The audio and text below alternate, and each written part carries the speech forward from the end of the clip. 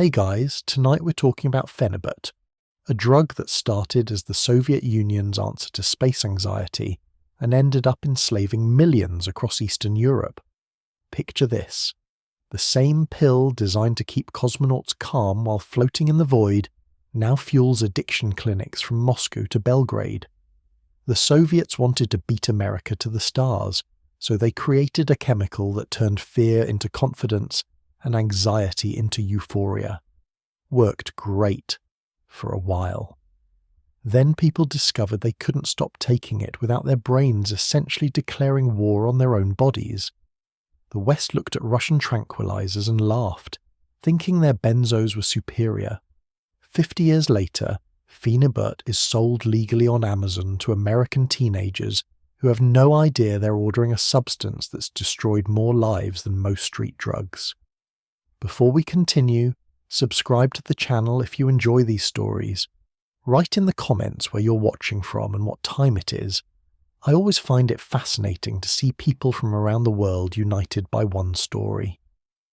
To understand how Phenibut became Eastern Europe's quiet epidemic, you first need to understand the absolutely desperate situation Soviet scientists faced in 1963. The space race wasn't just about pride or politics.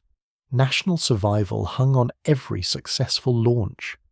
Khrushchev had bet the Soviet Union's credibility on beating America in space, and the cosmonauts kept having breakdowns.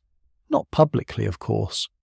The propaganda machine showed fearless heroes conquering the cosmos. Behind closed doors, however, Mission Control dealt with panic attacks at 400 kilometers above Earth. Yuri Gagarin's historic flight in 1961 had been a triumph, but subsequent missions revealed a pattern. Men who'd flown combat missions without flinching found themselves paralyzed by terror in orbit.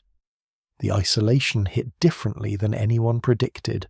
Floating in a tin can where any malfunction meant certain death, watching Earth spin below, knowing rescue was impossible, it broke even the toughest pilots. The Americans faced similar problems, but they had pharmaceutical companies developing tranquilizers. The Soviets had pride and political ideology that forbade admitting Western medicine might be superior. Western tranquilizers like Valium existed, but using them was politically unthinkable. Imagine the propaganda disaster. Soviet cosmonauts require capitalist drugs to function in space. The KGB would execute everyone involved before allowing that headline. Moscow needed a homegrown solution, and they needed it immediately. Another failed mission due to cosmonaut panic would hand America an irreversible advantage. The assignment landed on Professor Vsevolod Perekalin's desk at the Herzen Pedagogical Institute in Leningrad. Strange choice for such critical work. The institute primarily trained teachers, not cutting-edge pharmaceutical researchers. But Perekalin ran one of the few organic chemistry labs with expertise in psychoactive compounds. The Soviet system worked that way. Scatter expertise across unexpected locations, maintain redundancy, never put all resources in obvious places, made it harder for Western intelligence to target key facilities. Perekalin's team received their mandate in early 1963. Create an anti-anxiety medication that wouldn't impair motor skills, cognitive function, or reaction time. Cosmonauts needed to stay sharp while feeling calm. The drug also had to work quickly, produce no hangover, and cause minimal side effects. Oh, and synthesize it using only materials available in the Soviet Union, no depending on Western chemical suppliers. The deadline was 6 months. Fail, and the space program might permanently lose ground to NASA. The breakthrough came from understanding GABA, gamma-aminobutyric acid, the brain's natural calming chemical. GABA acts like a brake pedal for neural activity, slowing things down when the mind races too fast. Anxiety happens when this braking system fails. Neurons fire without regulation, creating that spiraling sense of dread and panic. The obvious solution was supplementing the brain with extra GABA. One massive problem made this impossible. GABA molecules couldn't cross the blood-brain barrier. Evolution designed this barrier to protect the brain from toxins, but it also blocked beneficial molecules that were too large or incorrectly shaped. Scientists had known about GABA since the 1950s, but nobody could figure out how to sneak it past the barrier. Pericalin's insight was elegantly simple. Attach a phenyl ring to the GABA molecule. This phenyl group acted as a disguise, allowing the compound to slip through the blood-brain barrier like a Trojan horse. Once inside, the molecule metabolized and released its payload of artificial calm directly into the neural network. The team called their creation phenyl-gamma-aminobutyric acid, later shortened to Phenibut. Initial tests on rats showed remarkable results. The animals remained calm in stressful situations but didn't become sedated or lethargic. They could still navigate mazes, respond to stimuli, and perform complex tasks. Unlike barbiturates that turned subjects into zombies, or amphetamines that created jittery alertness, Phenibut produced relaxed focus. Pericalin escalated to human trials immediately. Soviet research ethics moved faster than Western protocols, sometimes fatally so, but time pressure eliminated caution. The first human subjects were volunteers from the Institute, mostly graduate students who understood they were testing an unknown substance for the glory of the motherland. They reported feeling noticeably calmer within an hour of ingestion. Anxiety melted away, but mental clarity remained sharp. One subject described it as finally having quiet in my head without feeling drunk or stupid. Sleep improved dramatically. Social anxiety vanished. Performance on cognitive tests actually increased slightly, possibly because anxiety no longer interfered with concentration. The team discovered something else during these trials, something that should have raised immediate red flags. Phenibut didn't just activate GABA receptors, it also stimulated dopamine release in small amounts. Dopamine drives the brain's reward system, creating feelings of pleasure and motivation. This dual action made Phenibut feel better than pure anxiety relief should feel. Subjects reported mild euphoria alongside the calm. They wanted to take it again. Some volunteers asked if they could continue taking it after the study ended. Pericalin recognized this as a potential problem but rationalized it away. Cosmonaut missions were temporary. A few weeks in space, then back to Earth. No time for dependency to develop. The mild euphoria might even help morale during long missions. He reported the dopamine effect to his superiors, but emphasized the positive aspects.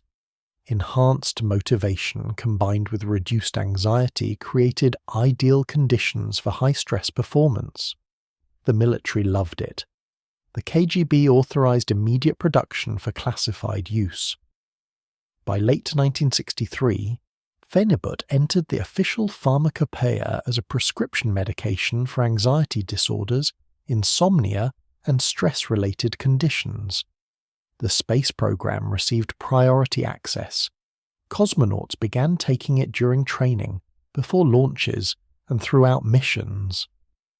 Medical officers for the program reported no significant side effects, just improved performance and reduced stress complaints. Nobody conducted long-term studies. Nobody investigated what happened when subjects stopped taking it after months of daily use. The question didn't seem relevant because the drug worked so spectacularly well in short-term applications. Pericalin had solved the problem he was assigned to solve. The Soviet Union now possessed an indigenous anti-anxiety medication that appeared superior to Western alternatives in several key metrics. The drug's success led to its approval for general medical use in 1965. Soviet doctors could now prescribe Phenibut for any condition involving anxiety, stress, or sleep disturbance. Production ramped up at pharmaceutical plants across the USSR.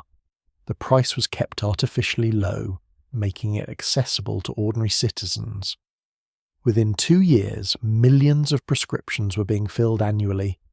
What none of them understood yet was that they'd created something far more dangerous than a simple anxiety medication.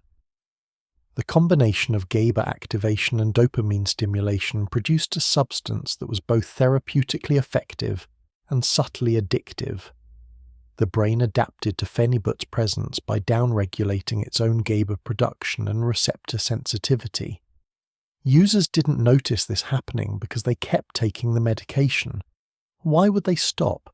It worked perfectly and had no obvious drawbacks. The trap was invisible until someone tried to quit. Then the brain, now dependent on external GABA supplementation, went into withdrawal. But that discovery was still years away. In 1965, Phenibut looked like a triumph of Soviet pharmacology. Perichalin received official recognition for his work. The drug spread through Soviet society with the government's blessing and medical community's enthusiastic endorsement. The space program continued using it. Athletes took it before competitions. Soldiers received it during combat operations.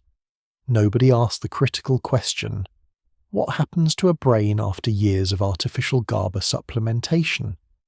The answer would eventually become clear, but by then, millions would already be addicted to the substance that had once promised freedom from fear. Understanding Phenibut's mechanism requires looking at how the brain normally regulates itself. GABA acts as the central nervous system's primary inhibitory neurotransmitter, essentially functioning as an emergency brake for neural activity. When neurons fire too rapidly, creating anxiety or panic, GABA floods the synapses and forces everything to slow down. The molecule binds to specific receptors, opening chloride channels that make neurons hard to activate. Think of it like closing the air vents in a fire. Less oxygen means slower burning. The problem with supplementing GABA directly was architectural. The blood-brain barrier operates like an exclusive nightclub with the world's strictest doorman. Designed to protect the brain from toxins, bacteria, and random chemicals floating in the bloodstream, this cellular barrier blocks roughly 98% of small molecules and essentially 100% of large ones. GABA molecules were too large and too polar, electrically charged in a way that made them incompatible with the barrier's lipid membrane. Swallowing GABA pills did absolutely nothing for anxiety because the molecules never reached their target. Perichalin's phenyl ring modification was pharmaceutical sleight of hand. By attaching this ring-shaped hydrocarbon structure to GABA, the compound became more lipophilic, fat-loving. The blood-brain barrier's membranes are made of lipids, meaning fat-soluble molecules slip through relatively easily. Phenibut disguised itself as a harmless fat-soluble compound, crossed the barrier without resistance, and then metabolized inside the brain.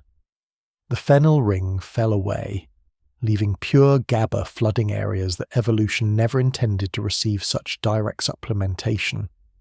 But Phenibut's effect wasn't simply enhanced GABA activity. The molecule also bound to specific receptor sites that triggered dopamine release in the nucleus accumbens and ventral tegmental area. These brain regions form the core of the reward circuit, the same system that lights up during sex, eating delicious food, or using cocaine.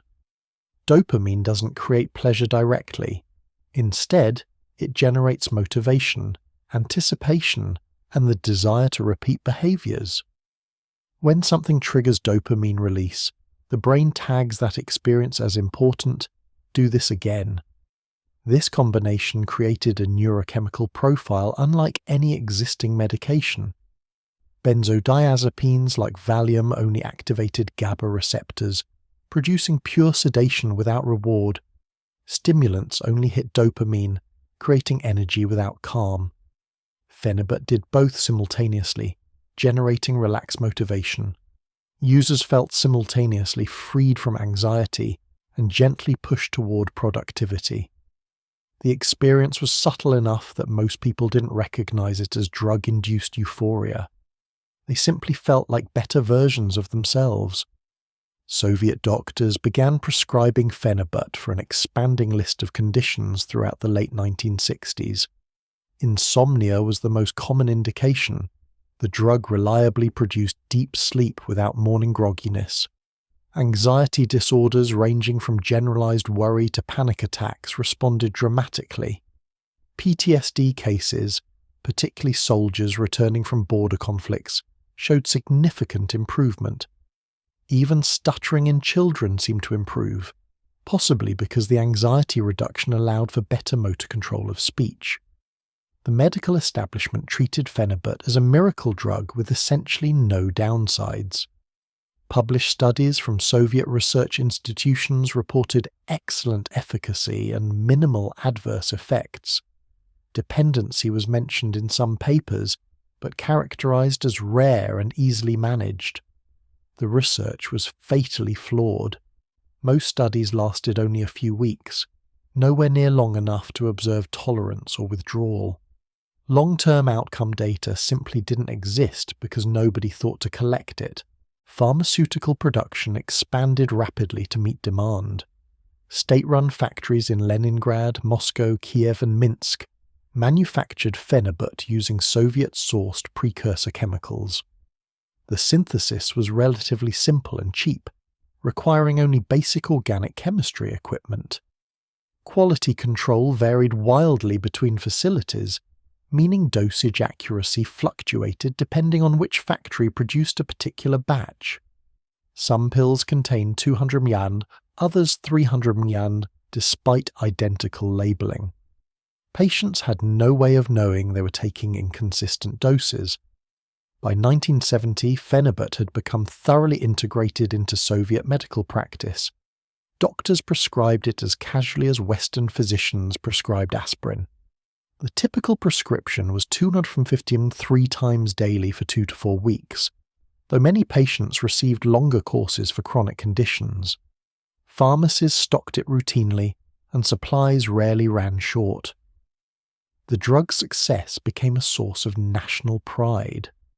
Soviet science had created something genuinely innovative, not just copied Western research. Athletes discovered Phenibut's performance-enhancing properties through military channels. Soviet sports programs operated under military administration, sharing resources and research. Track coaches noticed that soldiers taking Phenibut for stress showed improved focus during training. Boxing trainers observed reduced pre-competition anxiety without the sluggishness that benzodiazepines caused. Weightlifters reported better mind-muscle connection and enhanced ability to push through pain barriers. The Olympic program quietly incorporated Phenibut into their preparation protocols. It wasn't officially banned because Western anti-doping authorities had never heard of it. Soviet athletes took it before competitions, particularly in sports requiring both power and precision like shooting, archery and gymnastics. The calming effect steadied trembling hands while maintaining sharp reflexes. Gold medals accumulated while rival nations remained ignorant of the chemical advantage. Meanwhile, the first cracks appeared in the miracle drug narrative. Some patients returning for refills reported needing higher doses to achieve the same effect. Tolerance was developing faster than predicted. A 250 dose that had worked perfectly for months suddenly felt inadequate. Doctors responded by increasing prescriptions to 500 mg, then 750, interpreting this as disease progression rather than drug tolerance. The concept of receptor downregulation wasn't well understood in Soviet pharmacology at the time. Other patients complained about rebound anxiety when they forgot doses or tried to stop taking the medication. The anxiety returned more intensely than before they'd started treatment, often accompanied by insomnia and physical restlessness. Doctors interpreted this as the underlying condition reasserting itself, not as withdrawal symptoms. The standard response was to restart the medication and continue indefinitely. Long-term use became normalized without anyone questioning whether this pattern suggested dependency. A few physicians noticed something disturbing in patients who'd been taking Phenibut for years. When these individuals attempted to discontinue the medication, even with gradual tapering, They experienced symptoms far beyond typical anxiety. Reports described severe agitation, tremors, racing thoughts, and in extreme cases, hallucinations. One Moscow psychiatrist documented 3 cases of acute psychosis occurring during Phenibut cessation, but his paper was buried in an obscure regional medical journal that few people read. The Soviet medical bureaucracy wasn't designed to track adverse effects systematically. Doctors reported problems to regional health authorities, who compiled statistics at the republic level, which eventually reached Moscow months or years later. By the time patterns became visible in aggregated data, thousands more patients had been prescribed the drug. The system prioritized production quotas and access to medication over safety monitoring. Phenibut met its quotas spectacularly, so administrators saw no reason for concern. Psychiatric hospitals began seeing patients whose conditions didn't fit standard diagnostic categories. They presented with anxiety that resisted all treatment, insomnia lasting for months, and paranoid ideation without clear delusional content.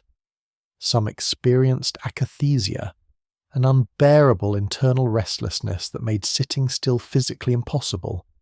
Others described depersonalization, feeling disconnected from their own bodies and thoughts. Nobody connected these cases to Phenibut because the patients had often stopped taking it weeks or months before admission. The drug continued spreading through Soviet society, reaching demographics never intended in the original research. University students took it during exam periods and discovered it made studying easier and less stressful.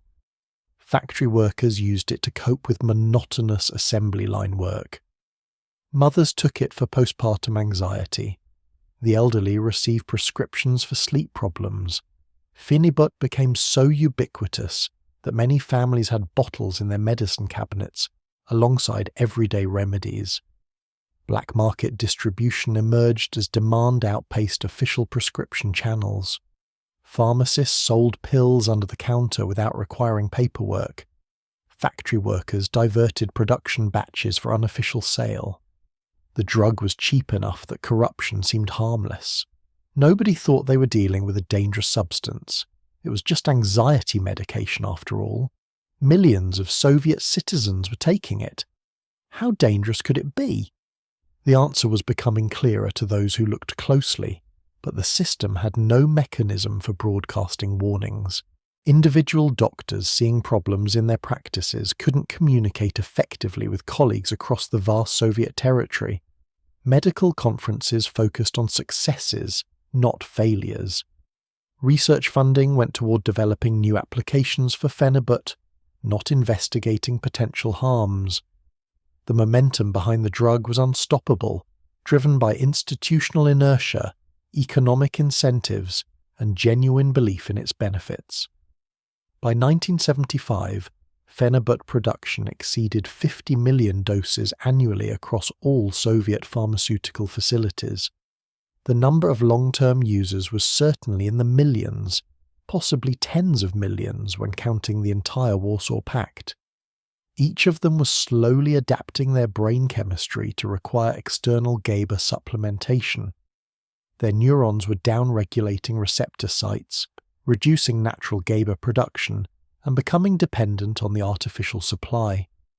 The trap was closing, one prescription at a time, and hardly anyone realized it was happening. The Soyuz spacecraft carried a pharmaceutical arsenal that would have shocked Western observers had they known its contents. Standard medical kits included bandages, antibiotics, pain medication, and several foil packets of Phenibut tablets. Mission protocols specified exact dosing schedules for different scenarios. 500 millisieverts before spacewalks, 215 for routine anxiety, 715 for equipment malfunctions that threatened mission integrity. Cosmonauts joked darkly that the little white pills were more essential than oxygen tanks. At least you could hold your breath, but you couldn't hold back panic. Flight surgeons at Mission Control monitored cosmonaut psychology as closely as heart rates and blood pressure. Radio communications were analysed for signs of stress, word choice that might indicate deteriorating mental state, or pauses suggesting hesitation. At the first hint of anxiety, ground control would recommend Phenibut. The drug became part of standard operating procedure for any high-stress situation, which in space meant essentially everything. Docking manoeuvres, solar flare warnings, strange noises in the hull, all triggered pharmaceutical intervention. Declassified documents from the 1990s revealed the extent of Phenibut dependency in the space program. One cosmonaut took it daily for the entire 6-month duration of a Salyut space station mission in 1977. Another consumed over 300 doses during a 3-month orbital stay.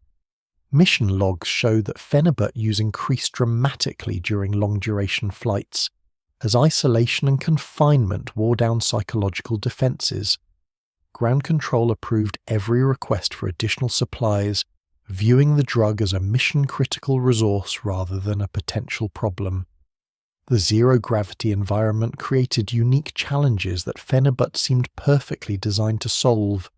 Floating in microgravity triggered disorientation and nausea in many cosmonauts, adding physical misery to psychological stress. Traditional anti-nausea medications caused drowsiness incompatible with operational requirements. Phenibut reduced nausea through its GABAergic effects while maintaining alertness, making it invaluable during the critical first days of adaptation to weightlessness. Cosmonauts who might have aborted missions due to space sickness instead continued functioning with pharmaceutical support. Spacewalks represented the ultimate test of human stress tolerance. Leaving the relative safety of the spacecraft to float in the void, protected from instant death only by a fabric suit, pushed even the most stoic individuals to their psychological limits. Equipment failures during spacewalks could prove immediately fatal. A stuck helmet lock, a torn glove, a failed tether. Soviet cosmonauts routinely took double doses of Phenibut before extravehicular activities. Post-mission reports indicated this protocol significantly reduced instances of panic-induced errors that could compromise safety. The drug's effects in space appeared purely beneficial because missions were temporary. Cosmonauts returned to Earth before long-term consequences could manifest. They experienced no withdrawal symptoms during debriefing because they gradually reduced dosage during re-entry and landing procedures. The tapering happened naturally as mission stress decreased, preventing the abrupt cessation that triggered severe reactions. Flight surgeons never witnessed what happened when someone stopped Phenibut suddenly after months of daily use. This temporary exposure model created a dangerous illusion of safety. The space program's success with Phenibut became its strongest endorsement. If the drug could keep cosmonauts functional in the most extreme environment humans had ever experienced, surely it was safe for ordinary citizens dealing with mundane stress. Medical journals cited space missions as proof of Phenibut's efficacy and safety profile. Doctors prescribed it with confidence, pointing to cosmonaut data as validation. Nobody mentioned that cosmonauts used it for weeks or months, not years. The prestige factor magnified the drug's spread through Soviet society. Cosmonauts were national heroes, symbols of Soviet technological and human superiority.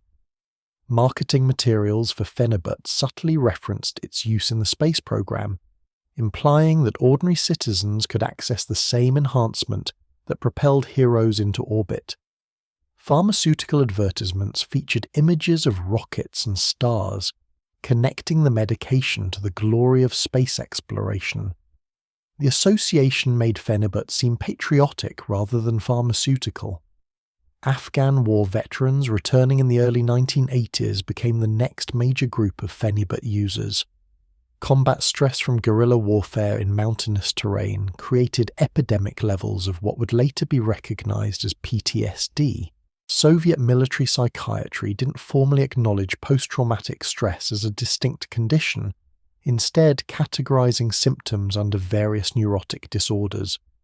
Treatment protocols emphasized rapid return to function rather than long-term healing. Phenibut fit perfectly into this approach. Military hospitals distributed Phenibut to thousands of Afghanistan veterans experiencing nightmares, hypervigilance, and emotional numbing. The drug suppressed symptoms effectively, allowing soldiers to reintegrate into civilian life without extensive therapy or prolonged medical leave.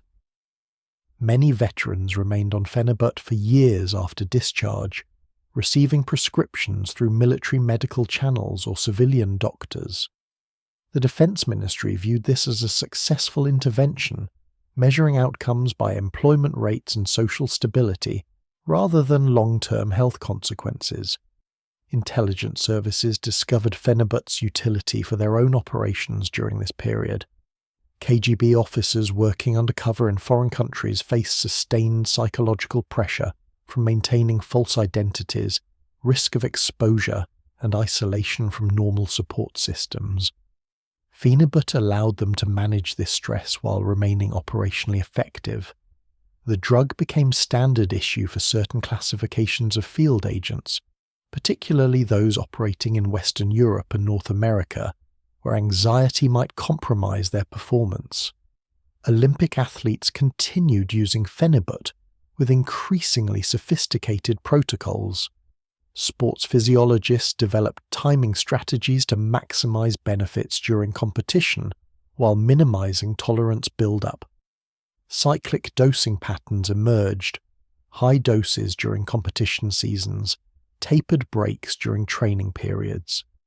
This approach prevented obvious dependency while maintaining performance enhancement when it mattered most. Western anti-doping agencies remained completely ignorant, focused on steroids and stimulants while missing an entire category of pharmaceutical advantage. The space program's Phenibut protocols evolved throughout the 1980s as longer missions became routine. Mir space station crews lived in orbit for up to a year, creating unprecedented challenges for psychological management. Ground control noticed that cosmonauts required escalating Phenibut doses over time to maintain effectiveness. What started as 250 mg daily became 500, then 750 by the 6th month. Flight surgeons interpreted this pattern as adaptation to the space environment rather than drug tolerance. One classified incident nearly exposed the problem. A cosmonaut scheduled for return to Earth ran out of Phenibut during the final week in orbit due to a resupply failure. Within 48 hours, he experienced severe anxiety, insomnia, and reported visual distortions. Ground control attributed the symptoms to re-entry stress and extended his mission by 4 days until an emergency supply could be delivered. The cosmonaut's condition normalized immediately after receiving the medication. Mission reports noted the incident but drew no conclusions about dependency. Another case remained hidden in medical archives until decades later. A cosmonaut returning from a 9-month mission continued experiencing severe anxiety and insomnia for 3 months after landing. He'd been taking Phenibut daily throughout the mission and stopped abruptly upon return, assuming Earth-based stress would naturally diminish. Instead, his symptoms worsened progressively. The flight surgeon eventually restarted Phenibut, which immediately resolved the problems. The case was documented as prolonged readaptation syndrome, not withdrawal. The space program's pharmaceutical culture normalized sustained Phenibut use in ways that rippled through Soviet society. Cosmonauts gave interviews mentioning their reliance on medication for stress management, framing it as professional necessity. This openness removed stigma from long-term psychoactive drug use. If heroes who conquered space needed chemical assistance, ordinary people shouldn't feel ashamed of requiring the same support. Cultural acceptance accelerated prescription rates across all demographics.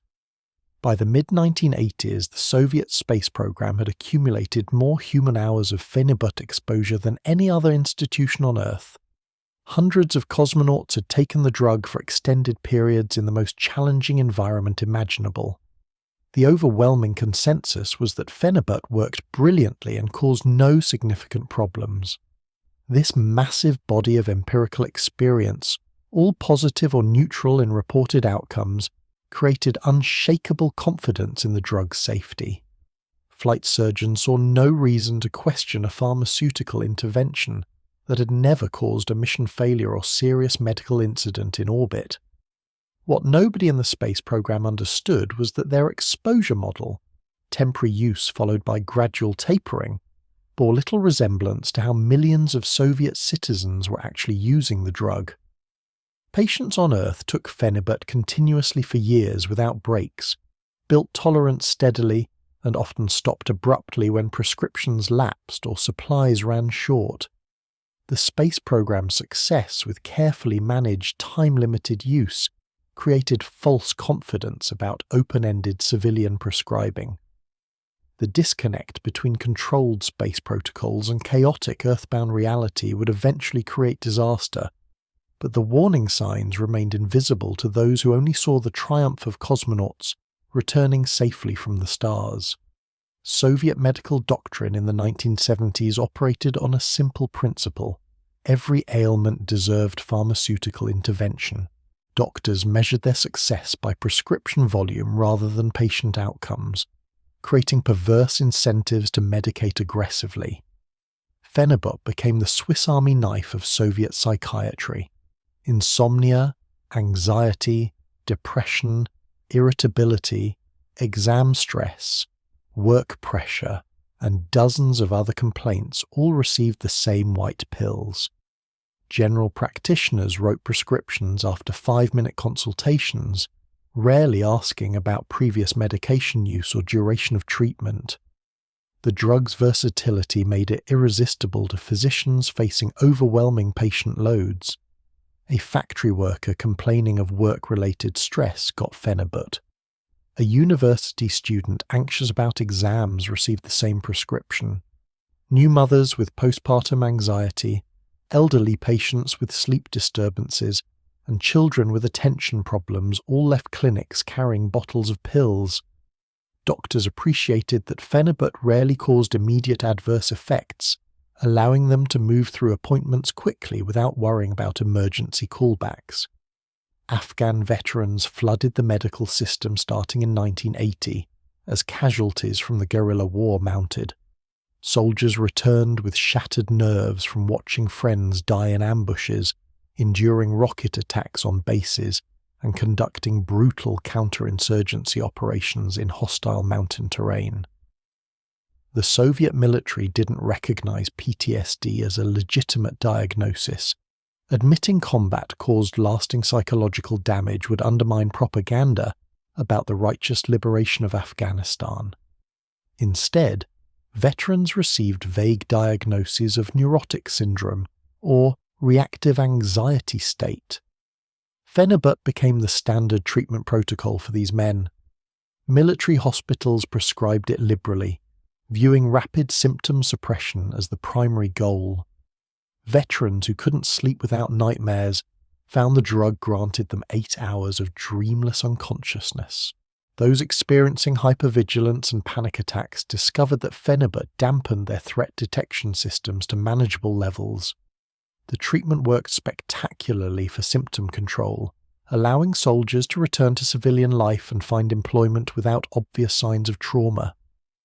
Thousands of Afghan veterans remained on Phenibut for years after discharge, creating the largest cohort of long-term users outside the general civilian population. Many took doses significantly higher than standard prescriptions, 1,000 ml or 1,500 millimils daily, because combat-induced anxiety required stronger suppression than everyday stress. Military doctors approved these elevated doses without hesitation, prioritizing function over pharmaceutical caution. The veterans became walking experiments in sustained high-dose Phenibut exposure, though nobody was tracking the results. Manufacturing capacity expanded rapidly to meet exploding demand. State pharmaceutical plants in Leningrad, Moscow, Kharkov, and Tashkent operated production lines around the clock.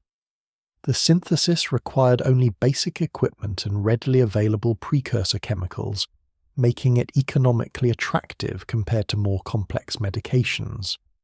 Production costs were negligible. A month's supply of Phenibut cost the state less than a loaf of bread to manufacture. Retail prices were kept even lower through subsidies, ensuring accessibility for all citizens regardless of income. Quality control varied dramatically between facilities and production runs. Some batches contained precisely measured doses of pharmaceutical-grade Phenibut. Others included impurities from inadequate purification processes or incorrect crystallization. Dosage accuracy fluctuated wildly. Analysis years later showed that pills labeled 200 physistine contained anywhere from 180 mg to 300 mg depending on the production facility. Patients had no way of knowing whether their prescription maintained consistent potency, leading to accidental dose escalation when switching between pharmacy sources.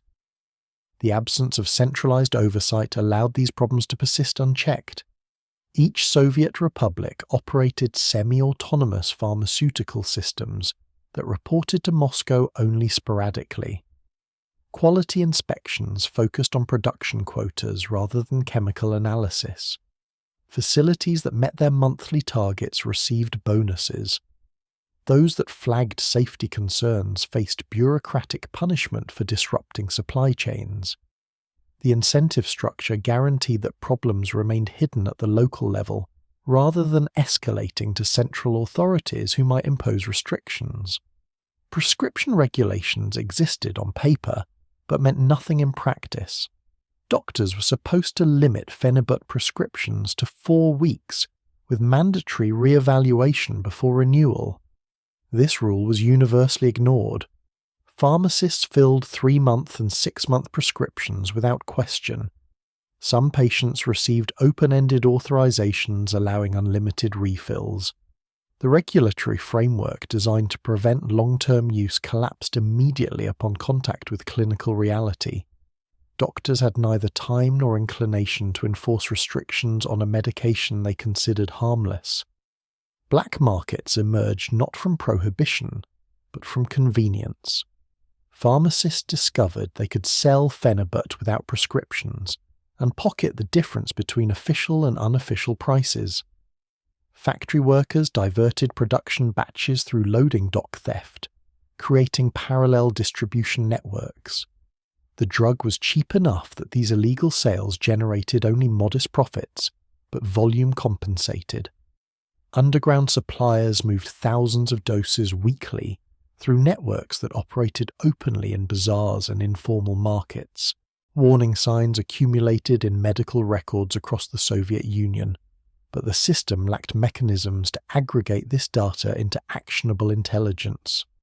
A doctor in Minsk noticed 3 patients experiencing severe withdrawal symptoms, but had no way to communicate this observation to colleagues in Kiev or Vladivostok facing identical cases. Medical conferences focused on pharmaceutical successes rather than adverse effects. Presenting failures risked professional embarrassment and administrative censure. The culture rewarded optimism and punished whistleblowing.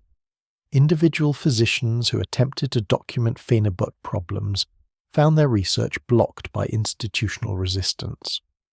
One psychiatrist in Leningrad compiled case studies of 20 patients who developed severe dependency, experiencing withdrawal symptoms that persisted for months after cessation. His paper was rejected by every major Soviet medical journal for insufficient evidence and unwarranted alarmism.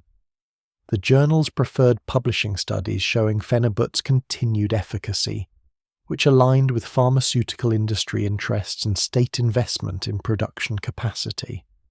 Tolerance patterns became impossible to ignore by the early 1980s. Patients who'd been stable on 250 mg daily for years suddenly reported the medication had stopped working.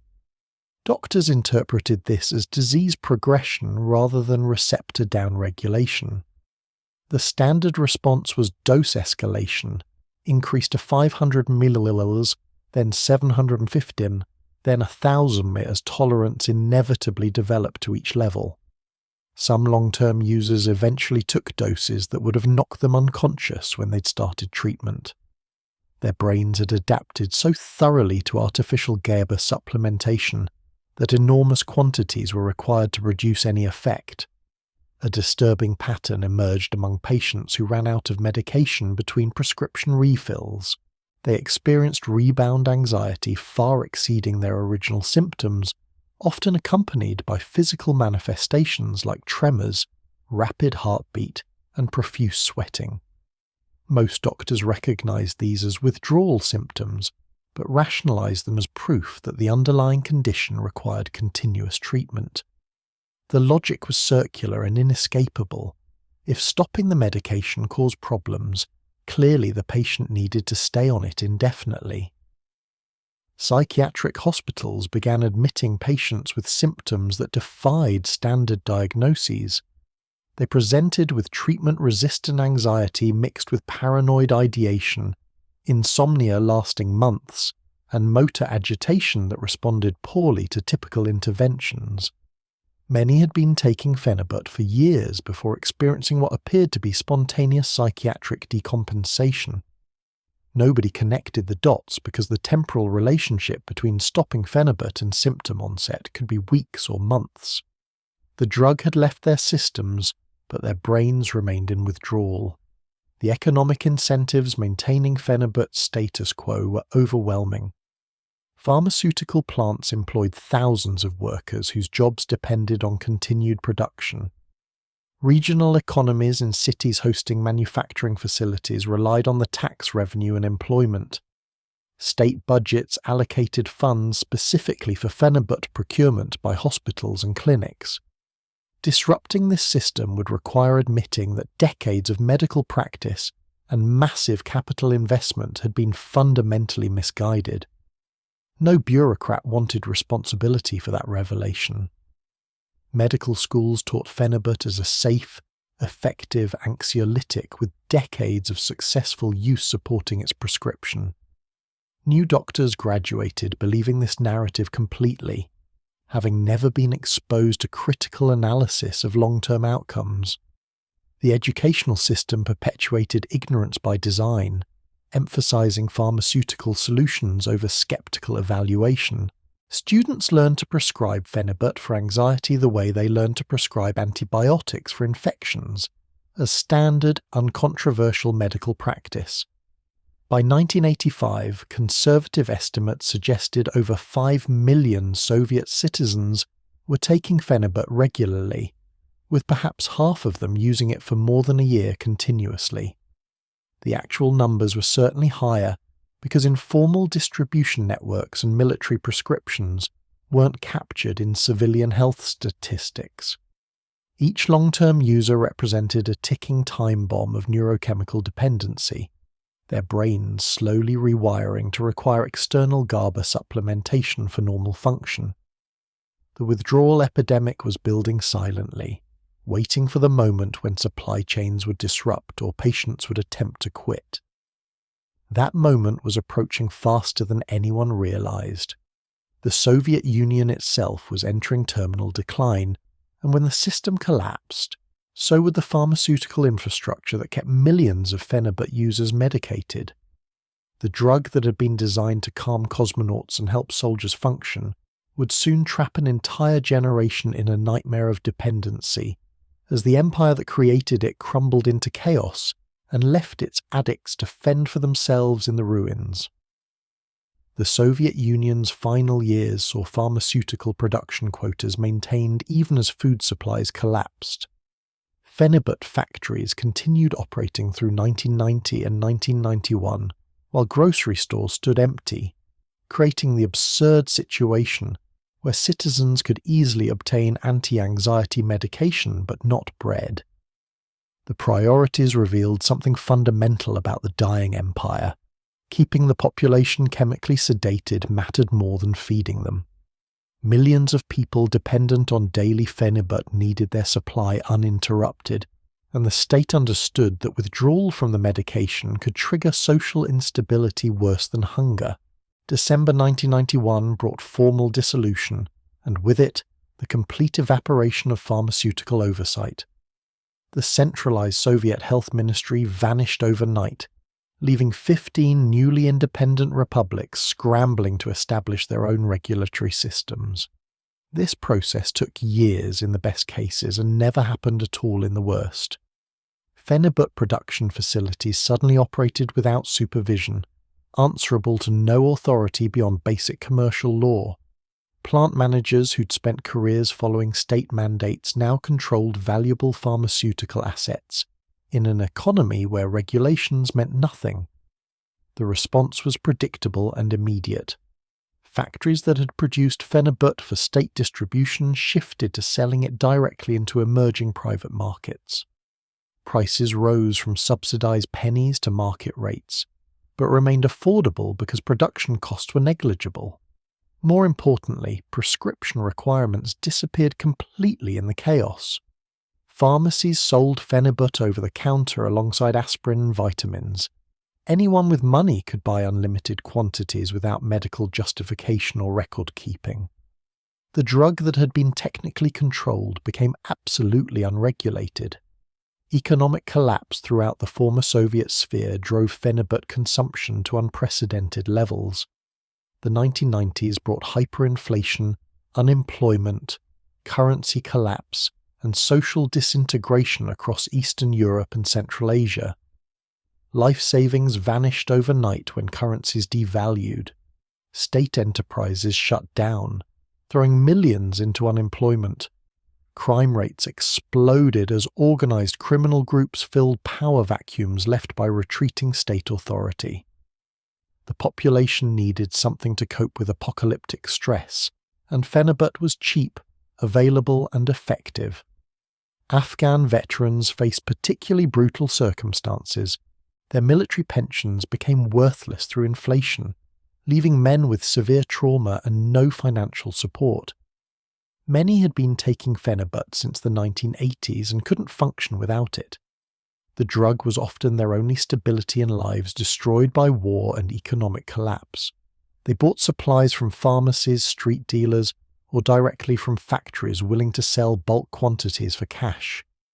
Dependency deepened because stopping medication meant confronting both withdrawal symptoms and unmedicated PTSD simultaneously, a combination almost nobody survived intact. Factory workers who'd lost jobs as Soviet industries collapsed turned to Phenibut to manage the psychological devastation of purposelessness and poverty. Men who'd spent decades in secure employment suddenly found themselves unemployable in the new economy, their skills irrelevant to emerging market capitalism. The humiliation and anxiety drove many to self-medication. Phenibut provided temporary relief from the gnawing fear that they'd become obsolete, allowing them to sleep despite uncertainty and maintain some semblance of emotional stability while their world disintegrated. University students discovered Phenibut during the chaotic 1990s when it became available without prescriptions. The drug spread through dormitories and student networks as a study aid and social anxiety solution. Young people facing an uncertain future in collapsed economies used it to manage exam stress, job interview anxiety, and general existential dread about their prospects. The fact that their parents' generation was already taking it normalized the behavior. This was just what people did to cope with difficult times. Nobody mentioned addiction, because everyone was using something. The drug's legal status entered bizarre limbo across the former Soviet space. Russia and Ukraine kept it technically classified as a prescription medication, but enforcement was impossible in the anarchic 1980s. Belarus maintained even looser controls. Baltic states were trying to align with Western European standards, but had no idea how to categorize a drug that didn't exist in Western pharmacopoeias. Kazakhstan and other Central Asian republics operated with essentially no pharmaceutical regulation at all. The result was a patchwork where Phenibut flowed freely across borders, sold legally in some places and illegally in others without meaningful distinction. Criminal enterprises recognized Phenibut's commercial potential during this period. Unlike heroin or cocaine, which required complex supply chains and carried severe penalties, Phenibut was legal or quasi-legal almost everywhere in the former Soviet Union. Organised crime groups bought production directly from factories and distributed it through pharmacy fronts and street dealers. The profit margins were modest, but volume was enormous. Selling Phenibut carried minimal legal risk while generating steady cash flow from a customer base that needed regular resupply. Internet access began reaching post-Soviet countries in the late 1990s, creating new distribution channels. Early e-commerce platforms based in Russia and Ukraine started selling Phenibut for international shipping. The websites operated openly, treating the drug as a legitimate pharmaceutical product. They shipped to Western Europe and North America, where regulatory authorities had never heard of Phenibut, and customs officials had no reason to intercept packages containing legal medication from the exporting country's perspective. The global spread began quietly through these digital channels. The addiction epidemic remained invisible because baseline chaos masked everything. Psychiatric hospitals were overwhelmed with patients experiencing psychotic breaks, severe depression, and treatment-resistant anxiety. But these facilities had collapsed along with everything else. Staff shortages, medication shortages, and funding shortages meant most patients received minimal care regardless of diagnosis.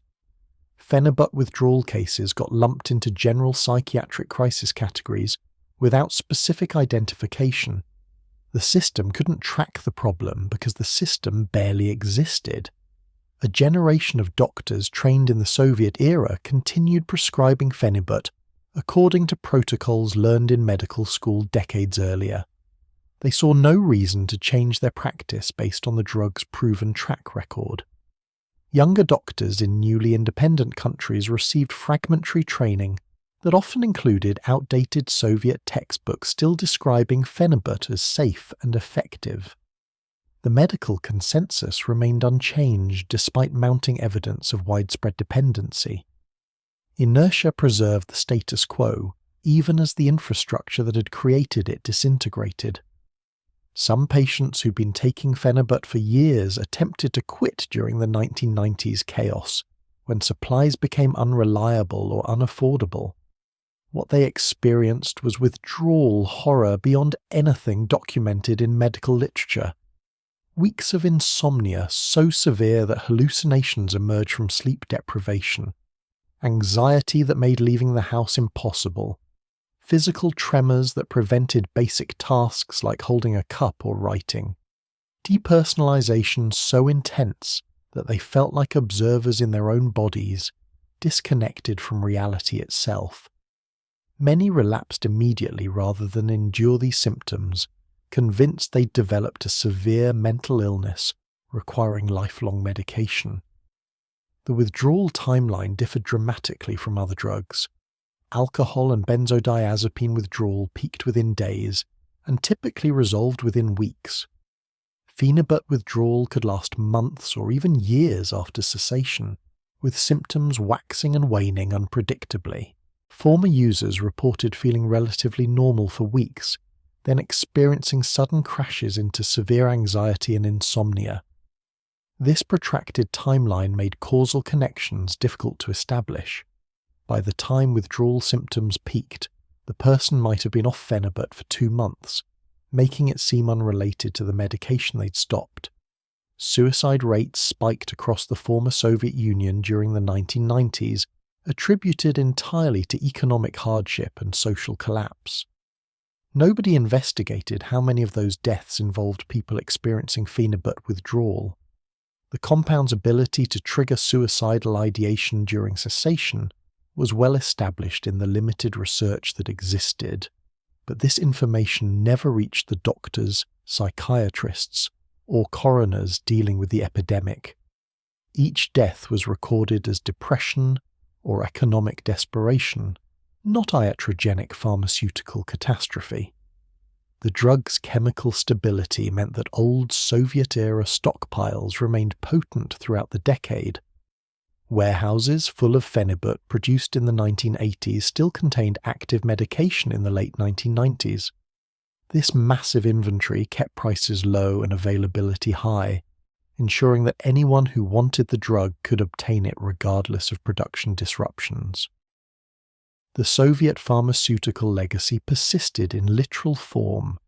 Pills manufactured before the collapse continued circulating years later, their metal containers stamped with vanished factory codes from republics that no longer existed. Black market quality control ranged from adequate to lethal.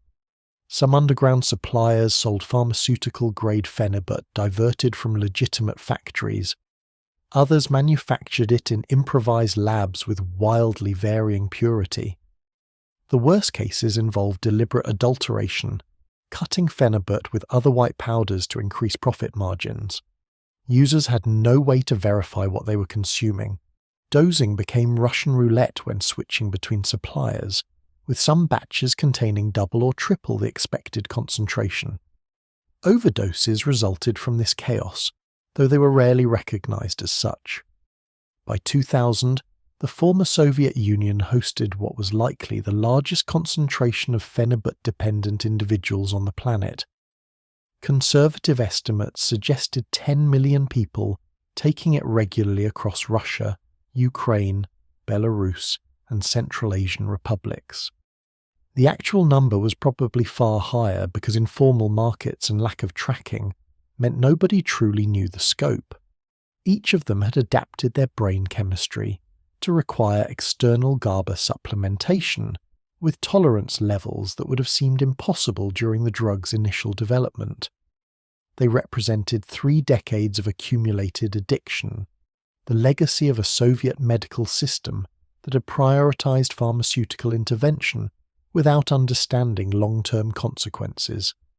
The trap had fully closed.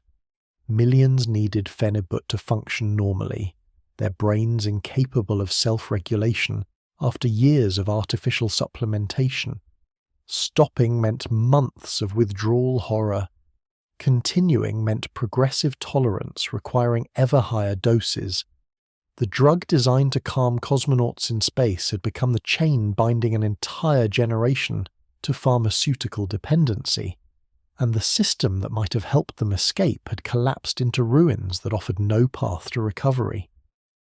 The first Western exposure to Phenibut came through an unexpected vector. Hardcore bodybuilding forums in the early 2000s. Russian immigrants training at American gyms mentioned a legal substance from their homeland that reduced anxiety, improved sleep quality, and allegedly boosted growth hormone secretion during deep sleep. The bodybuilding community's obsession with any compound offering even marginal advantage made them ideal early adopters. Within months, forum threads exploded with users reporting their experiments with this unknown Russian pharmaceutical. Initial reports sounded almost too good to be true. Users described feeling relaxed without sedation, sleeping deeply without grogginess, and experiencing enhanced recovery between training sessions. The mild euphoria combined with improved focus created what bodybuilders called the perfect training state. Calm enough to avoid overtraining stress, but motivated enough to push through brutal workouts. Unlike steroids, which carried obvious health risks and legal problems, Phenibut appeared completely benign. It wasn't even scheduled as a controlled substance in the United States or European Union. The legal status created a bizarre loophole. American regulators had never encountered Phenibut because it was developed behind the Iron Curtain decades after Western pharmacopoeia diverged from Soviet research. The FDA maintained lists of approved drugs and controlled substances, but Phenibut appeared on neither. This absence meant it occupied a grey zone where importers could classify it as a dietary supplement rather than a pharmaceutical. Supplement regulations were laughably loose compared to drug approval processes. Basically anything not explicitly banned could be sold. Entrepreneurial supplement companies recognized the opportunity immediately. Small operations based in Eastern Europe began exporting Phenibut to Western markets in 2003-2004. marketing it as a natural anti-anxiety supplement derived from neurotransmitter research. The marketing was technically accurate but deliberately misleading. Phenibut was synthetic, not natural, and calling it a supplement rather than a drug was purely semantic. Customs officials let the shipments through because importing supplements required no special authorization. Regulatory authorities remained completely ignorant of this new substance entering their markets. Online nootropics communities discovered Phenibut around 2005 and treated it as a revelation. These self-experimenters, obsessed with cognitive enhancement through pharmacology, had been limited to caffeine, race tams, and various herbs of dubious efficacy. Phenibut offered something qualitatively different, dramatic, reliable effects that were immediately noticeable. Forum posts described it as the best legal high you've never heard of, and social anxiety deletion in pill form. Experience reports flooded websites dedicated to smart drugs and biohacking. The nootropics crowd approached Phenibut with pseudoscientific rigor, documenting dosages, timing protocols, and tolerance patterns. They acknowledged the addiction potential, but believed they could outsmart it through disciplined use. Typical recommendations suggested taking Phenibut no more than twice weekly to avoid tolerance buildup. Users developed elaborate rotation schedules, cycling between different substances to prevent dependency on any single compound. The approach seemed rational, even responsible, compared to recreational drug use. These were educated people optimizing their brain chemistry, not addicts chasing highs. Silicon Valley's biohacking movement embraced Phenibut as part of their chemical enhancement arsenal. Startup founders and engineers used it for high-stakes presentations, investor meetings, and coding marathons that required sustained focus under pressure. The drug fit perfectly into the optimization mindset, viewing the body as a machine that could be fine-tuned through inputs. Taking Phenibut before a crucial pitch meeting was framed as performance engineering, not drug use. The Valley's culture of competitive advantage through any legal means made pharmaceutical enhancement seem like rational business strategy rather than dependency risk. College students discovered Phenibut through Reddit and other social media platforms around 2010. It spread through universities as the ultimate exam drug, reducing test anxiety while maintaining mental clarity. Students took it before presentations, job interviews, and first dates. The fact that it was legal, easily ordered online, and relatively cheap made it vastly more accessible than prescription medications like Adderall or Xanax.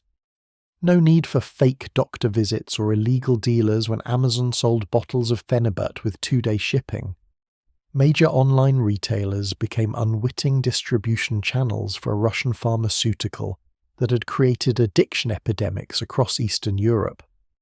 Amazon listings marketed Phenibut as a mood support supplement, with vague claims about promoting relaxation and healthy sleep patterns. The product descriptions carefully avoided medical claims that would trigger FDA scrutiny, while still conveying the drug's effects through euphemism. Customer reviews were overwhelmingly positive, with hundreds of 5-star ratings describing life-changing anxiety relief. Nobody mentioned the withdrawal horror story accumulating on addiction forums. eBay sellers operated even more openly, often based in Eastern Europe and shipping directly from source countries. They sold kilogram bags of pure Phenibut powder at prices that made pharmaceutical companies' margins look modest. A year's supply cost less than a month of prescription medication in the United States. The economics made traditional medical channels irrelevant.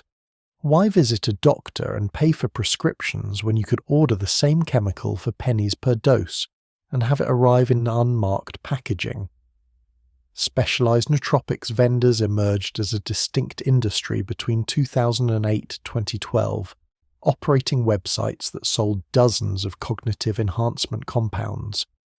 They position themselves as legitimate businesses serving health-conscious consumers, With professional web design, detailed product information, and customer service infrastructure, many offered pharmaceutical-grade Phenibut in precisely measured capsules, complete with certificates of analysis from third-party labs.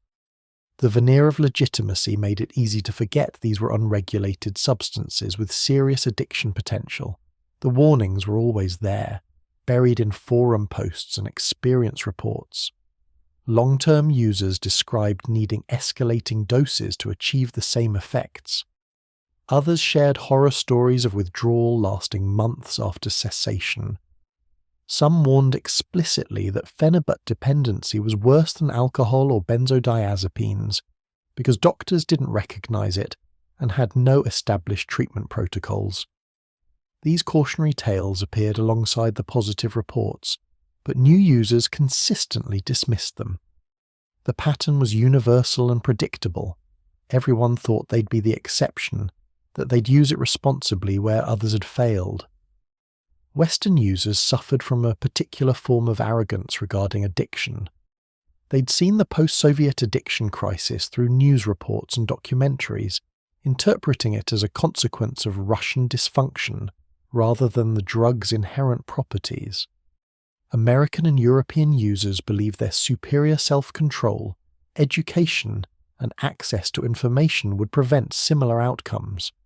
They could read research papers, follow dosing guidelines, and maintain discipline. The Russians had used it recklessly. Westerners would use it intelligently. This delusion was near universal among early adopters. The recommended twice-weekly dosing schedule fell apart almost immediately for most users.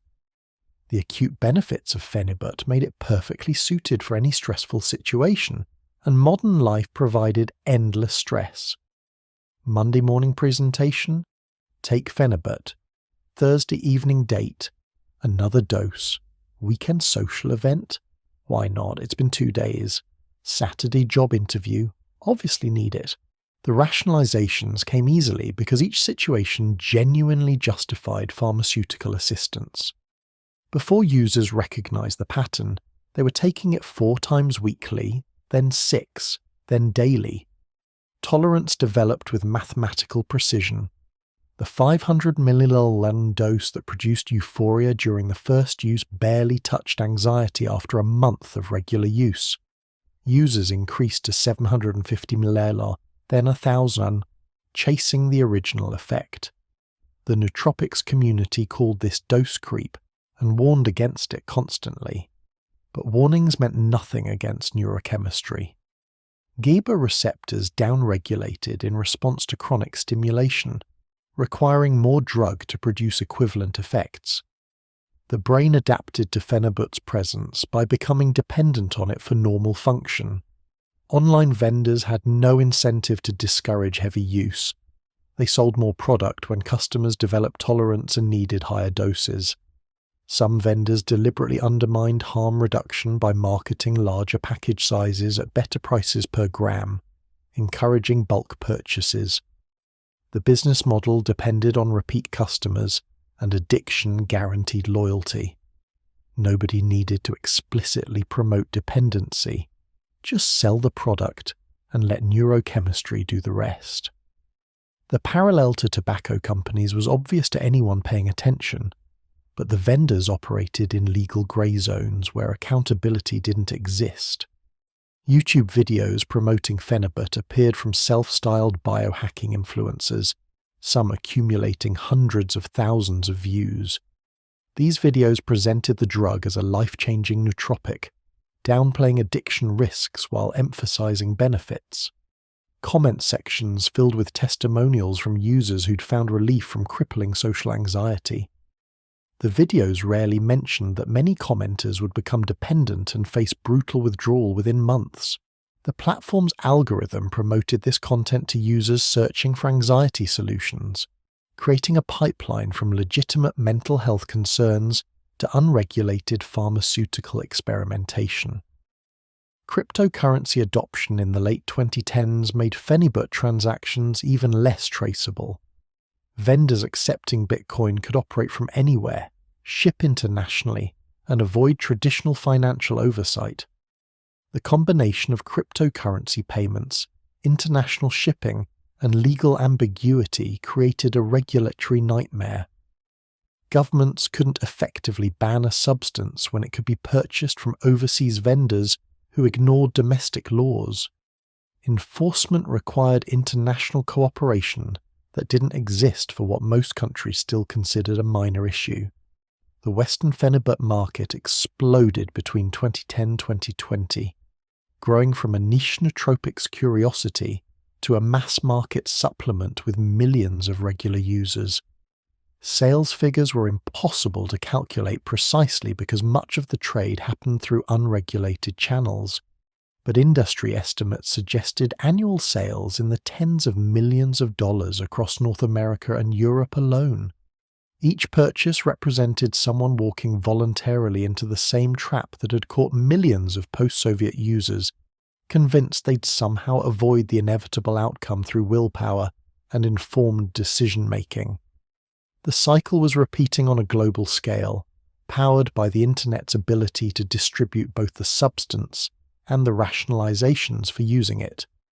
By 2010, the pattern had become undeniable across every online forum where Phenibut users congregated. The progression was mechanically predictable: discovery, honeymoon period, tolerance, escalation, failed quit attempts, and ultimate resignation to dependency. Thousands of individual stories followed identical trajectories despite users believing their situations were unique. The drug's mechanism guaranteed this outcome through pure neurochemistry, indifferent to willpower, intelligence, or good intentions. GABA receptors downregulated regardless of whether the person taking Phenibut was a biohacker, student, or desperate anxiety sufferer. Initial doses of 250-500 ml that had produced remarkable effects became completely ineffective within weeks of regular use. Users increased to 1,000 ml and then 1,500 ml, chasing the original calm and euphoria. Some reached 3,000 ml daily, 6 times the standard starting dose, and still felt only partial relief. The dose escalation happened gradually enough that users didn't recognize how far they'd traveled from their starting point. Each increase seemed justified by tolerance to the previous dose, creating a ratchet effect where retreat became psychologically impossible even as advance offered diminishing returns. The euphoric component disappeared first, usually within the first month of regular use. What remained was pure dependency. Users needed Phenibut to feel normal rather than to feel good. This transition from enhancement to maintenance marked the point of no return for most people. Taking the drug no longer produced positive effects, it simply prevented negative ones. Users found themselves dosing not for anxiety relief, but to avoid the creeping dread that emerged when plasma levels dropped. The medication had become the problem it was supposed to solve. Attempts to quit revealed the true nature of the trap.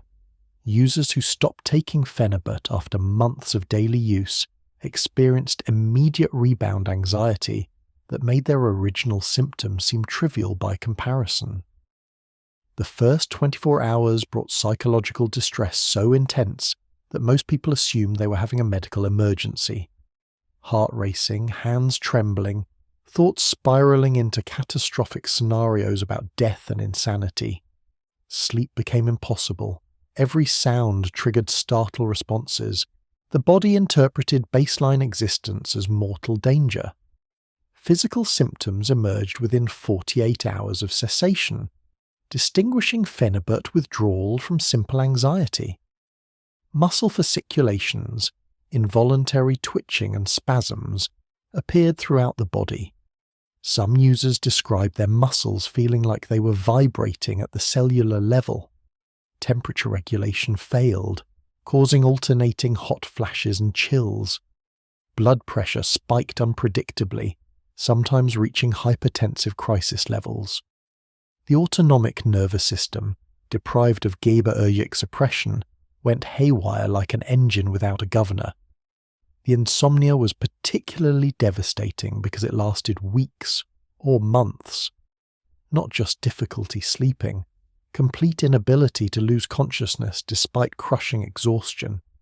Users reported going 72 hours, 96 hours, even a week without any sleep whatsoever.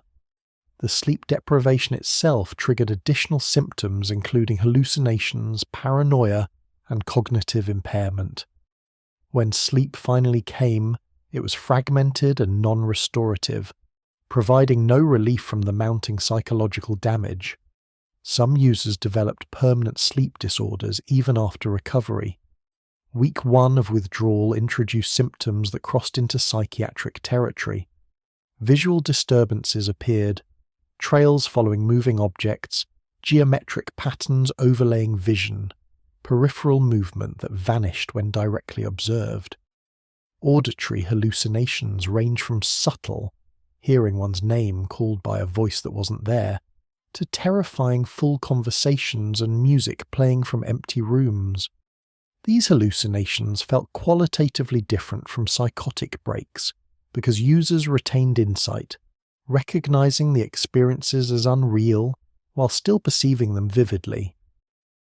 The depersonalization and derealization were somehow worse than hallucinations. Users described feeling disconnected from their bodies, observing themselves from outside as if watching a movie. Reality took on a dreamlike quality where nothing felt quite solid or real. This dissociation could persist for months, creating an existential nightmare where the person remained trapped in a state of perpetual unreality. Some compared it to permanent LSD flashbacks or the early stages of schizophrenia, though psychiatrists consistently failed to recognize it as drug withdrawal. Pure existential dread emerged as the core psychological symptom. Unlike specific anxiety about health, finances, or relationships, this was objectless fear, terror without target or rational basis. Users described it as feeling like they were dying or going insane, a bone-deep conviction that something was catastrophically wrong despite no evidence of actual danger. This nameless horror persisted regardless of external circumstances, immune to cognitive behavioral therapy or rational reassurance. The brain, starved of GABAergic inhibition, generated fear as its default state. Suicidal ideation appeared with disturbing frequency during Phenibut withdrawal. Users who'd never experienced depression suddenly found themselves obsessively contemplating suicide as relief from the psychological torture. The thoughts weren't driven by sadness, but by desperation to escape unendurable mental suffering. Some planned their deaths in detail, researching methods and writing notes, only pulling back at the last moment. Others made actual attempts. The correlation between Phenibut cessation and suicide was strong enough that online communities developed intervention protocols for members in acute withdrawal. Emergency rooms across Eastern Europe began seeing Phenibut withdrawal cases regularly by 2008-2010, though many went unrecognized initially. Patients arrived in obvious distress with tachycardia, hypertension, tremors, and severe anxiety, leading to diagnoses of panic attacks or sympathetic nervous system dysfunction. When questioned about substance use, they often mentioned Phenibut, but doctors didn't recognize it as relevant. The drug wasn't in their reference materials or computer systems. They treated the symptoms without addressing the underlying cause. Western emergency departments were even more clueless when Phenibut users started appearing after 2012. A patient presenting with anxiety, hallucinations, and agitation would be worked up for drug intoxication, psychiatric emergency, or medical crisis. Toxicology screens came back clean because standard panels didn't test for Phenibut. When patients explained they'd stopped taking a Russian anti-anxiety supplement, doctors dismissed this as irrelevant. Supplements didn't cause withdrawal. The patients were either malingering, drug-seeking, or experiencing a primary psychiatric disorder. Misdiagnosis became the norm. Psychiatric admissions followed when symptoms proved severe enough. Patients experiencing hallucinations and paranoia during withdrawal received diagnoses of acute psychosis, brief psychotic disorder, or schizophreniform disorder. They were started on antipsychotics that didn't address the underlying GABA deficit. Some were involuntarily committed when their behavior during withdrawal appeared dangerous. The antipsychotics sometimes worsened symptoms by further disrupting neurotransmitter systems already in crisis. Medical intervention became iatrogenic harm because doctors treated the wrong problem. The benzodiazepine protocols that work for alcohol withdrawal were attempted occasionally, but they barely touched Phenibut withdrawal. A dose of Valium sufficient to manage severe alcohol withdrawal would produce only minimal relief for someone withdrawing from high-dose Phenibut. The cross-tolerance was incomplete because Phenibut's mechanism differed subtly from traditional GABAergic drugs. It affected different receptor subtypes and had that dopaminergic component that benzodiazepines lacked. The pharmaceutical toolkit designed for other sedative withdrawals proved inadequate. Online communities became the primary source of support and information because medical professionals offered nothing useful. Users shared tapering schedules developed through trial and error, reducing by 50-100 milliliters every few days over months. The tapers took extraordinary discipline because cutting even small amounts could trigger withdrawal symptoms. Some people spent a year slowly reducing from 3,000 millislaners daily to 0, suffering continuous low-level withdrawal throughout the process. Fast tapers invariably failed, sending people back to their starting dose or higher after a few days of unbearable symptoms. The timeline of post-acute withdrawal symptoms shocked everyone involved. Unlike alcohol or opiates where acute withdrawal lasted days or weeks, Phenibut could produce symptoms lasting months or years after complete cessation. Users who'd successfully tapered to 0 and stopped completely experienced waves of symptoms, appearing seemingly at random weeks or months later. They'd feel relatively normal for a period, then suddenly crash into severe anxiety and insomnia for days or weeks before spontaneously recovering again. The unpredictability was psychologically devastating. This protracted withdrawal happened because GABA receptors recovered slowly after chronic downregulation. The brain needed to upregulate receptor density and restore normal sensitivity, processes that occurred over months or years rather than days or weeks. During this recovery period, the person's natural GABA production was insufficient to maintain normal anxiety regulation. They existed in a state of neurochemical deficit that produced symptoms identical to anxiety disorders, leading to frequent misdiagnosis as treatment-resistant generalized anxiety or panic disorder. The medical grey zone Phenibut occupied made treatment impossible through official channels. Doctors couldn't prescribe it for tapering in most Western countries because it wasn't an approved medication. Insurance wouldn't cover treatment for a supplement-induced condition. Addiction specialists had no training in Phenibut dependency and no protocols for managing it. The patients existed in limbo, too pharmacologically complex for psychiatrists who treated anxiety, too legally ambiguous for addiction medicine specialists who treated controlled substances. Some users never recovered fully. Years after stopping Phenibut, they continued experiencing periodic anxiety, insomnia, and cognitive fog that no treatment resolved.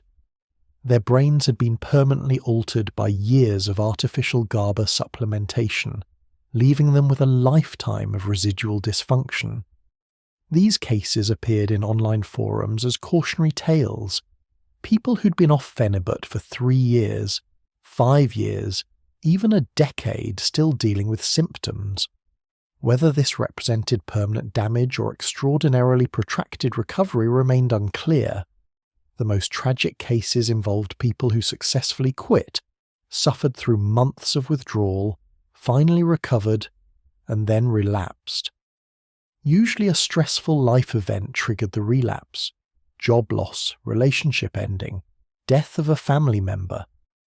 They remembered that Phenibut had once provided relief from anxiety, conveniently forgetting the nightmare of withdrawal.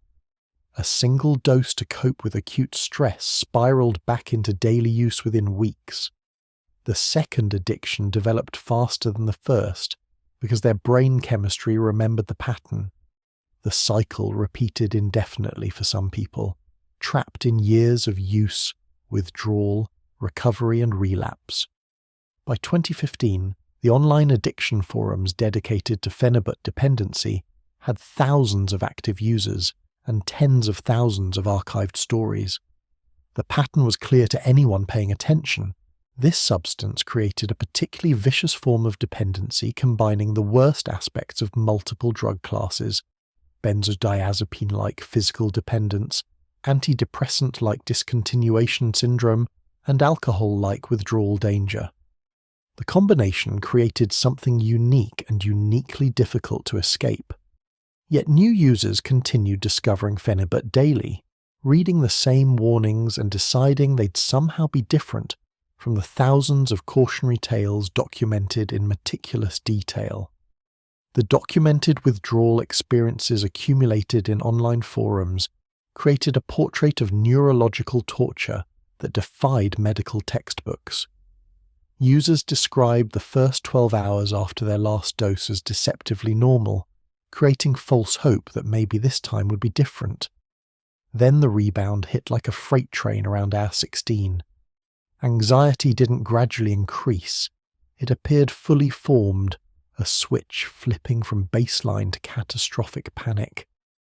The sensation was of falling from a great height while simultaneously drowning, the body convinced of imminent death despite no physical danger. Hour 24 marked when the physical manifestations became undeniable. Pupils dilated to maximum width, making normal lighting painfully bright. Jaw clenched involuntarily, grinding teeth with enough force to crack molars. Hands shook so violently that holding a glass of water became impossible. The tremors spread through the entire body, legs twitching, torso jerking, head nodding involuntarily.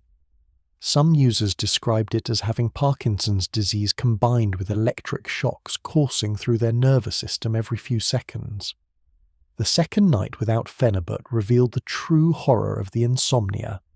Lying in bed for 8 hours without even approaching sleep, consciousness remaining sharp and alert despite desperate exhaustion, the mind raced through catastrophic scenarios at breakneck speed, convinced of terminal illness, imminent financial ruin, relationships destroyed, career ended. These weren't abstract worries, but visceral certainties that felt more real than reality itself. The thoughts generated physical panic responses that further prevented sleep, creating a vicious cycle. Day 3 brought the realization that sleep might not return at all. Users who'd gone 60-70 hours without rest started experiencing microsleeps, brief moments of unconsciousness lasting a few seconds before snapping back to wakefulness. These provided no recovery, just disorienting flashes of dreams interrupting continuous exhaustion. Some people reported driving and losing chunks of time, suddenly finding themselves miles down the road with no memory of the journey. The danger was obvious, but helplessness overwhelming. Muscle pain emerged around day 4, different from ordinary soreness. Users described it as bones aching from the inside, muscles feeling like they were being stretched on a rack, joints grinding against each other. Standing upright required enormous effort.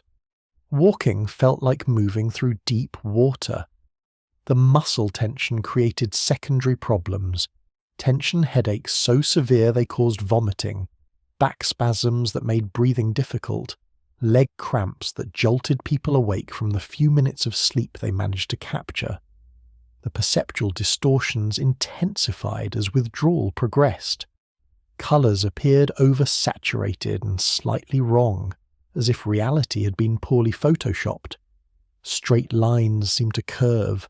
Stationary objects appeared to breathe or pulse.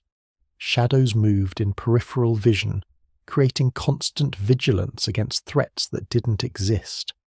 Some users reported seeing geometric patterns overlaying their vision, tessellating hexagons, spiraling fractals, or grid-like structures appearing between them and the world. The patterns were obvious hallucinations, but impossible to dismiss or ignore. Auditory symptoms range from annoying to terrifying. Tinnitus appeared in almost everyone, ringing, buzzing, or high-pitched whining that never ceased. Behind this constant noise, users heard whispers, music, conversations, footsteps, and doors opening. The sounds were clearly hallucinations, but utterly convincing in the moment. Some people heard their name called repeatedly by voices of family members who weren't present. Others heard threatening whispers they couldn't quite make out, creating paranoid vigilance against invisible enemies. The sense of time became completely unreliable. Minutes felt like hours. Hours vanished in what seemed like moments. Users would check a clock, look away briefly, then check again to find an hour had passed. This temporal distortion made withdrawal feel endless, because suffering couldn't be measured in normal units. A single night could subjectively last for days. The experience created an existential nightmare where time itself had become malevolent, stretching suffering into eternity. Temperature regulation failed completely for many people, sweating through multiple shirts per night, then shivering under blankets minutes later. Fever-like sensations without actual temperature elevation. Skin feeling simultaneously on fire and ice cold. The autonomic nervous system, freed from GABAergic inhibition, oscillated wildly between sympathetic and parasympathetic activation. This dysautonomia created symptoms mimicking serious medical conditions. Users convinced they had sepsis, thyroid storm, or heart failure when actually experiencing withdrawal. Blood pressure spikes sent some users to emergency rooms convinced they were having strokes. Readings of 180, 120 or higher, accompanied by pounding headaches and visual disturbances. ER doctors would administer fast-acting blood pressure medication and run cardiac workups that showed nothing wrong. The hypertension was purely neurochemical, driven by excessive norepinephrine and adrenaline release from an unbridled sympathetic nervous system. As soon as the BP medication wore off, the readings would spike again. Gastrointestinal symptoms added another layer of misery. Nausea so severe that eating became impossible, leading to rapid weight loss during withdrawal. Diarrhea alternating with constipation, as the gut's nervous system, which relies heavily on GABA signaling, went haywire. Stomach acid production increased dramatically, creating reflux and gastritis. Some users developed stress ulcers during withdrawal, vomiting blood and requiring hospitalization. The gut-brain axis, disrupted by years of Phenibut use, took months to normalize. The cognitive impairment shocked people who'd used Phenibut specifically for mental enhancement. Simple arithmetic became impossible. Reading comprehension vanished. Eyes scanning text without any meaning penetrating consciousness. Short-term memory failed completely, making people forget what they'd been doing mid-task.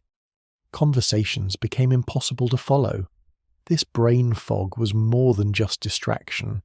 It represented actual temporary cognitive damage as the brain struggled to function without its accustomed chemical support.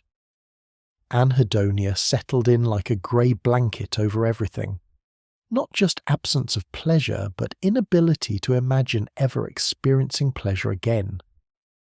Music sounded flat. Food tasted like cardboard. Humour became incomprehensible. Colours seemed drained from the world.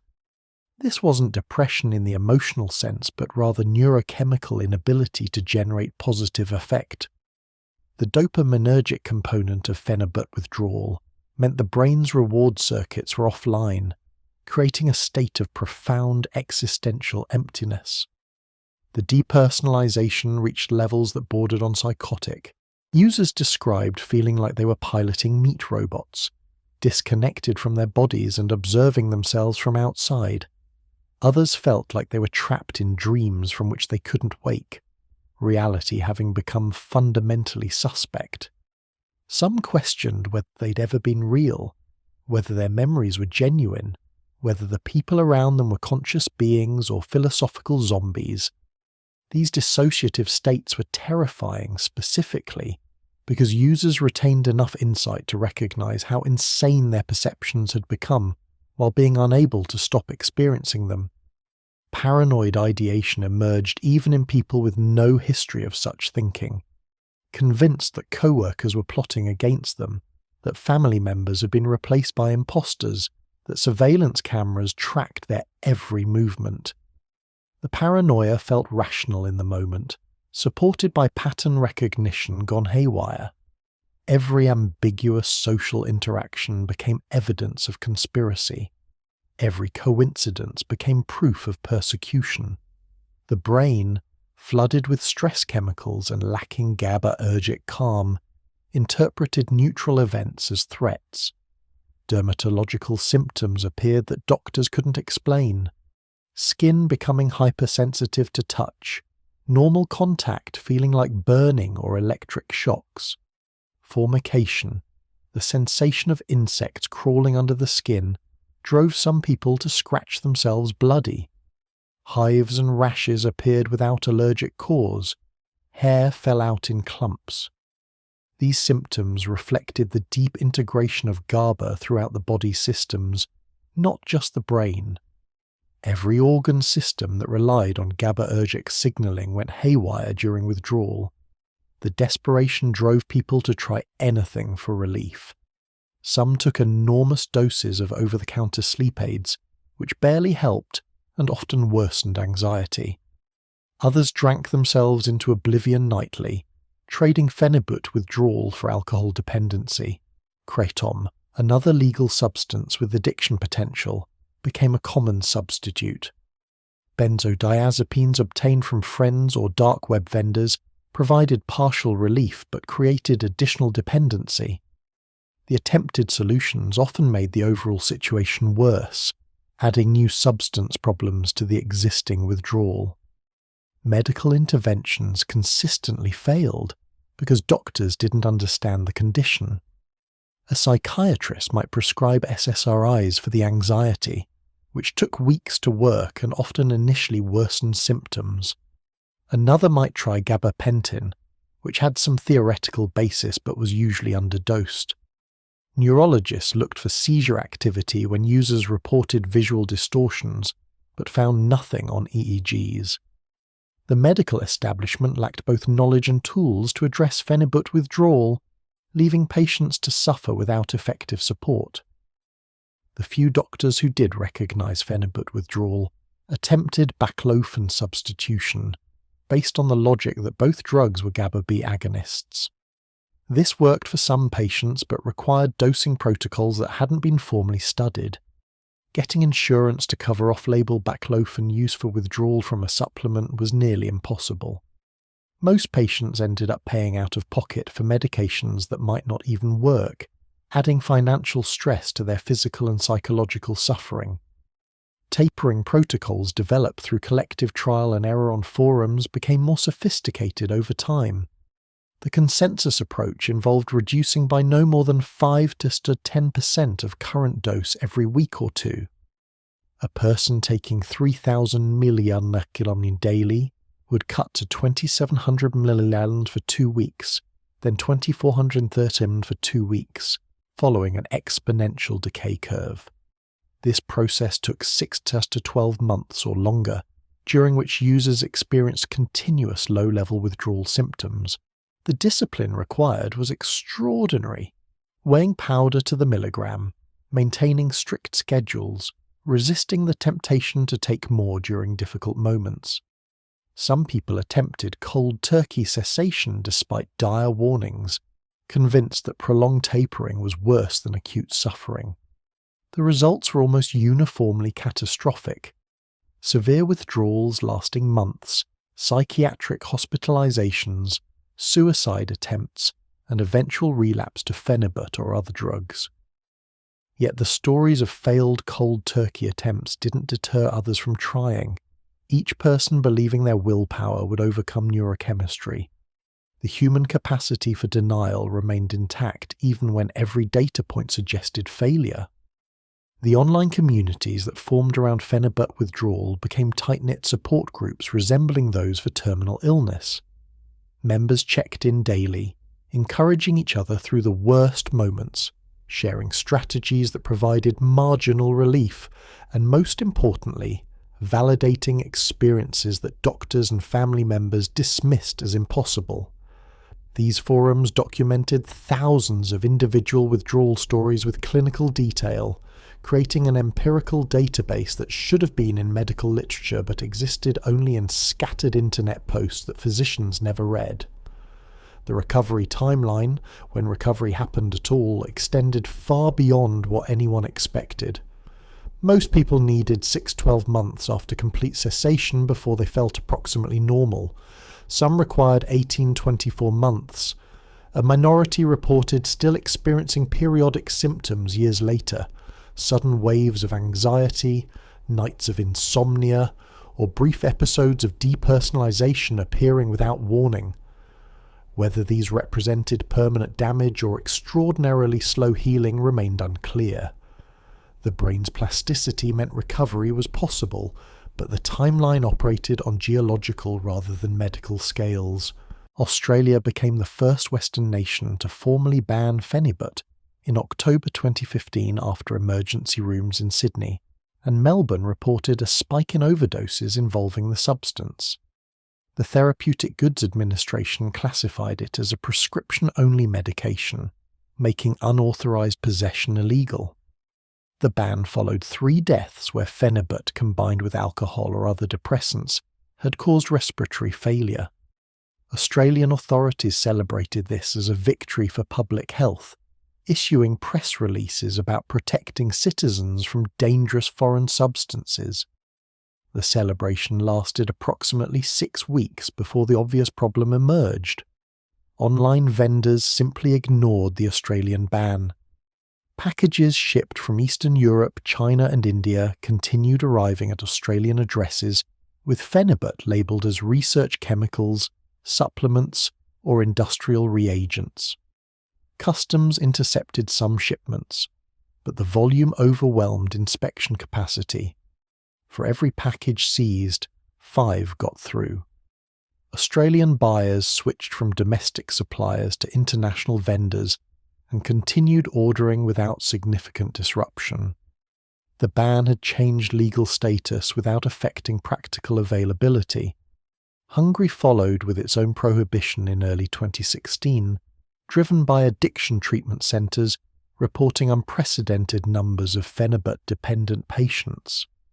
The Hungarian regulation was stricter than Australia's, complete prohibition rather than prescription control. Possession could result in criminal charges. Distribution carried severe penalties, including prison time.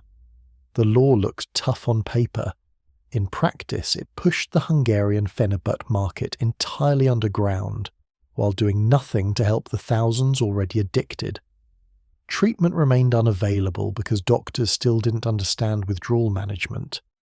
Italy took a different approach, classifying Phenibut as a prescription medication, requiring specialist authorization in mid-2016.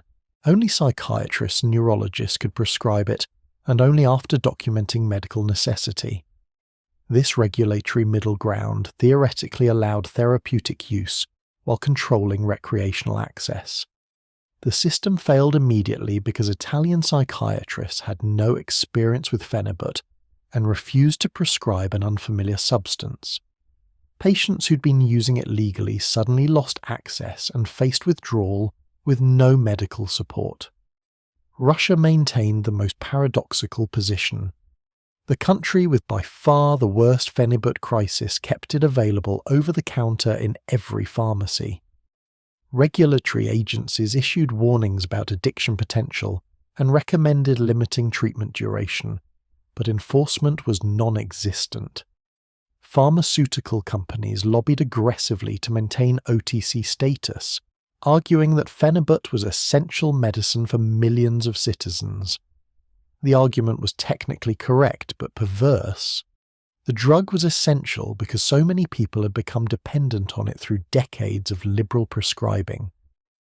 The Russian pharmaceutical lobby wielded enormous political influence rooted in Soviet-era connections and post-Soviet corruption.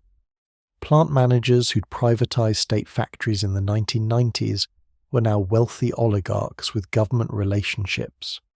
Phenibut production provided steady profits and employment in regions with limited economic alternatives. Disrupting this system would require political courage that no Russian official possessed. The status quo persisted through inertia, bribery, and the path of least resistance. The United States took no federal action whatsoever despite growing evidence of widespread Phenibut addiction. The FDA issued warning letters to specific vendors making false health claims, but never moved to schedule the substance under the Controlled Substances Act. The regulatory paralysis stemmed partly from ignorance. Phenibut wasn't on anyone's radar in Washington, and partly from the bizarre legal status. As a substance marketed as a dietary supplement rather than a drug, it occupied regulatory limbo that neither the FDA nor DEA knew how to handle effectively. Individual states began independent action when the federal government wouldn't. Michigan considered a ban after several emergency room overdoses and multiple addiction treatment centers reporting Phenibut cases. Louisiana's Board of Pharmacy added it to their controlled substances schedule in 2018. Tennessee followed in 2020. But state-level bans were essentially meaningless for a substance sold through international online vendors. A Louisiana resident could still order Phenibut from a Chinese supplier and receive it via USPS despite the state ban. Prosecution was theoretically possible, but practically non-existent. The patchwork regulatory landscape created absurd jurisdictional games. Vendors operated from countries where Phenibut was legal, shipping to countries where it was banned, using payment processors in third countries with favourable regulations. A vendor might be physically located in Latvia, using servers in the Netherlands, accepting payments through a Romanian processor, and shipping from a warehouse in Poland. Which country's laws applied? How could enforcement coordinate across 4 jurisdictions for a substance that wasn't illegal everywhere involved? Customs agencies faced impossible challenges trying to intercept Phenibut shipments. The powder was white and visually indistinguishable from countless legal substances. Chemical testing was required for positive identification, but customs didn't have capacity to test every suspicious package. Vendors adapted by using innocuous labels, industrial-grade reagent, laboratory reference standard, or simply supplement powder. Packages were often below the weight threshold that triggered automatic inspection. The postal system, designed to facilitate commerce, had become the perfect drug distribution network. Chinese chemical manufacturers entered the market aggressively starting around 2016, recognizing lucrative opportunities in Western countries where Phenibut was legal or quasi-legal. Chinese labs could produce pharmaceutical-grade Phenibut at lower cost than anyone else, due to cheap labor, lax regulations, and efficient production methods. They sold in bulk to international distributors who handled retail operations. The Chinese government showed no interest in restricting exports of a substance that was legal in the destination countries, creating a massive supply pipeline that fed Western addiction. The online marketplace evolved sophisticated workarounds for payment processing restrictions. Credit card companies and PayPal occasionally banned Phenibut vendors, so the industry shifted to cryptocurrency, electronic checks, and money transfer services. Bitcoin became the preferred payment method because it allowed anonymous transactions immune to financial institution oversight. Vendors offered discounts for cryptocurrency payment, incentivizing adoption. The decentralized payment systems meant shutting down one vendor did nothing to disrupt others. European Union regulations should theoretically have created coordinated control, but implementation varied wildly by member state. Phenibut was banned in some countries, prescription-only in others, and completely unregulated in several.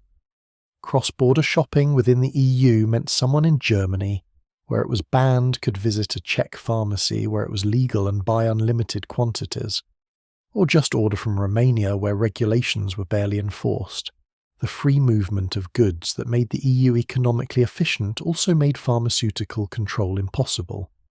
The darknet marketplaces that primarily dealt in clearly illegal drugs like heroin and cocaine began carrying Phenibut around 2017-2018. This seemed unnecessary since the substance could be bought on the regular internet, but darknet vendors offered benefits: stronger anonymity, no customs risk because domestic shipping was common, and often higher purity. The presence of Phenibut on markets alongside fentanyl and methamphetamine should have signalled its serious addiction potential, but regulatory authorities missed the obvious implication. Social media platforms became advertising channels that moderation systems couldn't effectively police. Instagram and Facebook accounts promoted Phenibut using coded language, supplement for mood support, or nootropic for focus. When platforms banned specific vendors, new accounts appeared immediately under different names. YouTube tutorials explained how to order from international suppliers, circumvent customs, and avoid detection.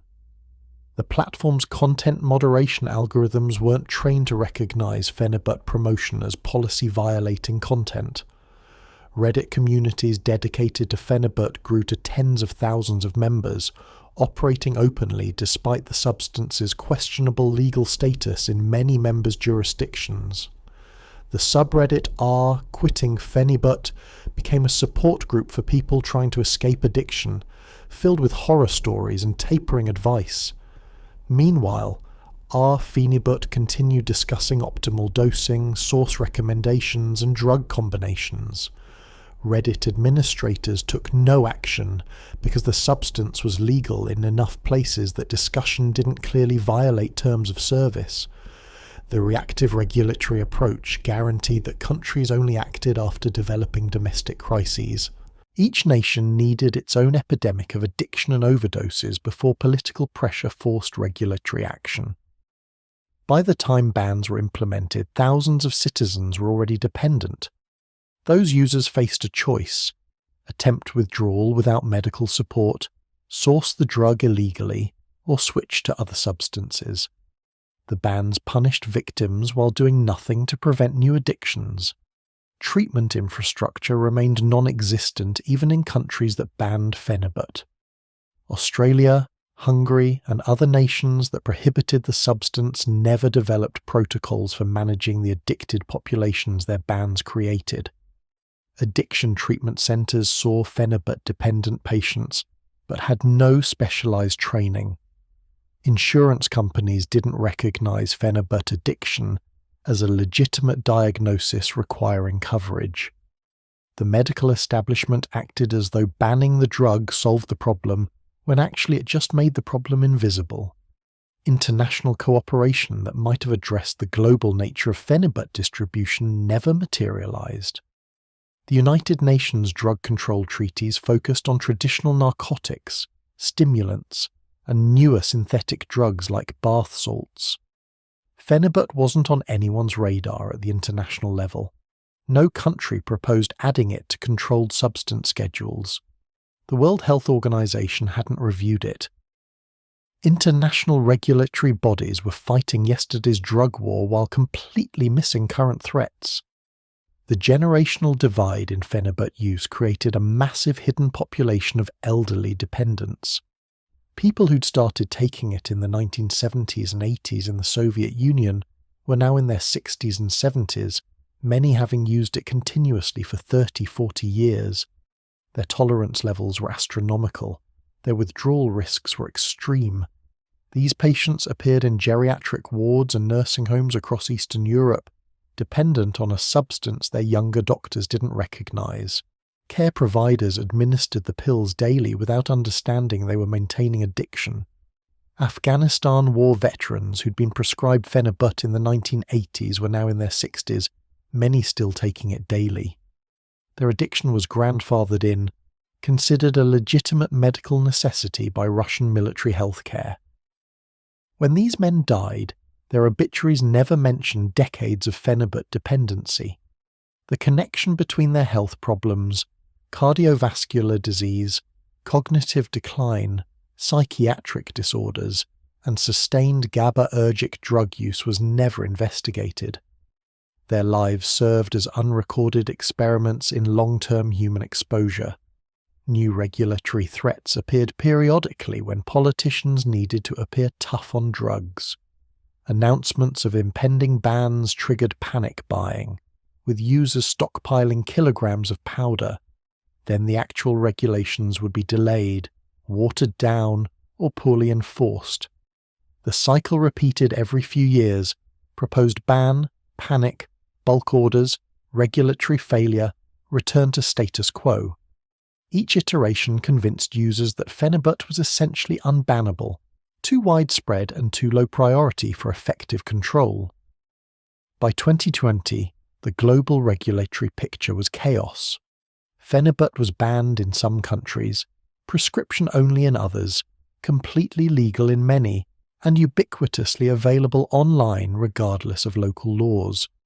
Millions of people were dependent on a substance that existed in legal limbo, with no coordinated international response and no effective enforcement mechanism. The attempt to control Phenibut through traditional drug prohibition had failed completely, defeated by internet commerce, international supply chains, and the fundamental impossibility of banning something that could be synthesized in any chemistry lab from readily available precursors. The regulatory whack-a-mole would continue indefinitely, each country individually confronting a problem that was inherently global. Modern Russia hosts the world's largest concentration of Phenibut-dependent individuals, with conservative estimates suggesting 5 million regular users and realistic figures probably double that. The drug pervades society at every level. Babushkas take it for sleep, middle-aged workers for stress, students for exams, drivers for long hauls. Pharmacies stock it more reliably than antibiotics. The white pills occupy the same cultural space that Valium held in 1960s America, except the crisis has lasted 50 years instead of a decade. Everyone knows someone taking it. Most people have tried it themselves. The normalization runs so deep that addiction remains invisible even when epidemic. A woman taking 2,000 ml of Phenibut daily for a decade doesn't consider herself an addict because she has a legitimate prescription and the drug is legal. Her doctor continues writing refills because stopping would cause withdrawal, making continued prescription seem medically necessary. The circular logic traps both patient and physician in a system that perpetuates dependency while defining it as treatment. This isn't addiction in the cultural sense, it's maintenance therapy for a condition the drug itself created. Treatment centers in Moscow, St. Petersburg, and regional cities report that 15-20% of their addiction caseload involves Phenibut as either the primary substance or a significant component of polydrug dependency. One Moscow facility documented 347 Phenibut-dependent admissions in 2019 alone. These numbers represent only the severe cases that reach treatment. The vast majority of dependent users never seek help. They continue taking the drug daily for years or decades, their dependency invisible to everyone, including themselves. The functional addicts outnumber the dysfunctional ones by orders of magnitude. The true social cost appears in emergency services data that nobody aggregates or analyses systematically. Ambulances respond to Phenibut-related calls several times daily in major cities. Overdoses, withdrawal seizures, psychotic episodes, suicide attempts. The paramedics recognise the syndrome immediately. Agitated patient with dilated pupils, rapid heartbeat, incoherent speech about dying or going insane. They've seen it hundreds of times. The patient always mentions stopping Phenibut recently, or combining it with alcohol, or accidentally taking too much. The ambulance crew administers benzodiazepines that barely help, and delivers the patient to hospitals that can't effectively treat the underlying condition. Alcohol interactions create a particularly deadly combination, prevalent throughout Russian society. Both substances depress the central nervous system through GABAergic mechanisms, and their effects multiply rather than simply add. A man who can drink a litre of vodka might lose consciousness from 2 drinks when combined with Phenibut. Respiratory depression becomes a serious risk. Emergency services find bodies regularly, people who took their usual Phenibut dose and drank their usual amount, not realising the combination would prove fatal. The deaths are classified as alcohol poisoning, missing the pharmaceutical component entirely. Russian drinking culture makes these interactions nearly inevitable. Social and professional life revolves around alcohol consumption to an extent incomprehensible in Western countries. Business deals close over vodka. Family celebrations require drinking. Refusing alcohol can be socially catastrophic or professionally limiting. A person taking Phenibut daily faces constant pressure to drink, creating impossible choices: skip the medication and experience withdrawal, or take it and risk dangerous interactions. Many choose the latter, gambling with their lives repeatedly rather than face social consequences of sobriety. The pharmaceutical industry maintains Phenibut's legal status through sophisticated lobbying that combines economic arguments with cultural appeals. Industry representatives testify at regulatory hearings about jobs, tax revenue, and regional economic dependence on pharmaceutical manufacturing. They emphasize that millions of Russians rely on Phenibut for legitimate medical purposes, which is technically true, though the medical purposes are often just maintaining dependency. They warn that prohibition would create a black market controlled by criminals rather than licensed manufacturers.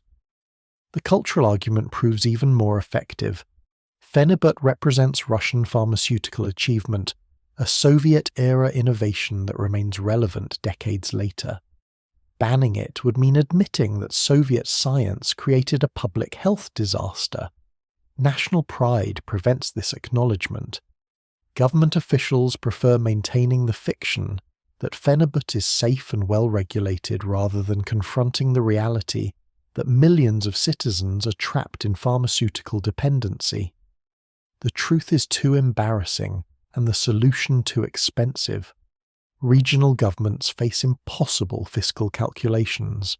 Cities like Leningrad, now St. Petersburg, where Phenibut manufacturing employs thousands, derive significant tax revenue from production and sales. The plants provide stable employment in areas with limited alternatives. Shutting them down would require economic restructuring that nobody wants to fund. The plants stay open, the workers stay employed, and the pills keep flowing into a market that will consume whatever quantity is produced. Economic necessity trumps public health concerns. Treatment infrastructure for Phenibut addiction remains underdeveloped because insurance coverage doesn't exist. State healthcare treats acute emergencies but not sustained dependency management. Private clinics charge fees that most Russians can't afford. The few specialized programs that exist have waiting lists measured in months. Patients seeking help face a system that acknowledges addiction theoretically, while providing no practical assistance. They return to daily use because the alternative is unmanaged withdrawal that might kill them. The generational overlap creates haunting tableaus in Russian nursing homes and geriatric wards. elderly patients who've taken Phenibut for 40 years share space with middle-aged patients who've used it for 20. Staff members born after the Soviet Union's collapse administer pills to patients who started taking them when those staff members' parents were children. The continuity of dependency spans generations, grandparents and grandchildren taking the same drug, separated by decades but united in pharmaceutical reliance. Nobody questions this arrangement because it's always been this way. Medical schools still teach Phenibut as an acceptable anxiolytic with appropriate clinical applications. Pharmacology textbooks describe its mechanism and indications without adequate warnings about dependency potential. New doctors graduate believing Phenibut is relatively safe when used as directed, unaware that as directed often means continuous use for years or decades. The educational system perpetuates the crisis by training each new generation of physicians to prescribe the drug that entrapped previous generations. Cognitive dissonance allows Russian medical professionals to acknowledge Phenibut addiction while continuing to prescribe it liberally. A doctor might see 3 patients daily who are clearly dependent, recognize the dependency, document it in medical records, and still write new prescriptions for other patients that afternoon. The contradiction doesn't register as hypocrisy, but as pragmatic medicine.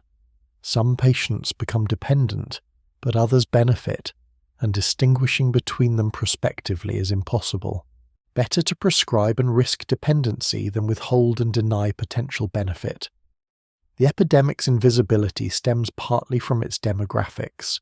Phenibut users look nothing like stereotypical addicts. They're employed, housed, functioning members of society with families and responsibilities.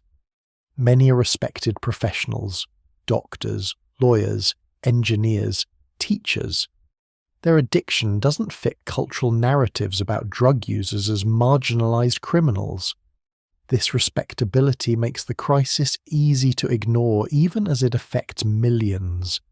Society looks past functional dependency because acknowledging it would require redefining addiction itself.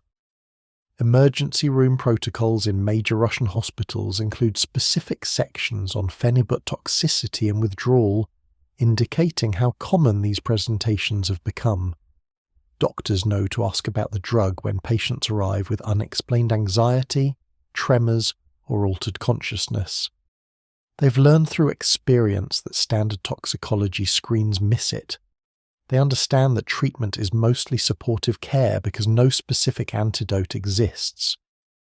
The normalized integration of Phenibut emergencies into routine medical practice reveals how thoroughly the drug has colonized Russian healthcare.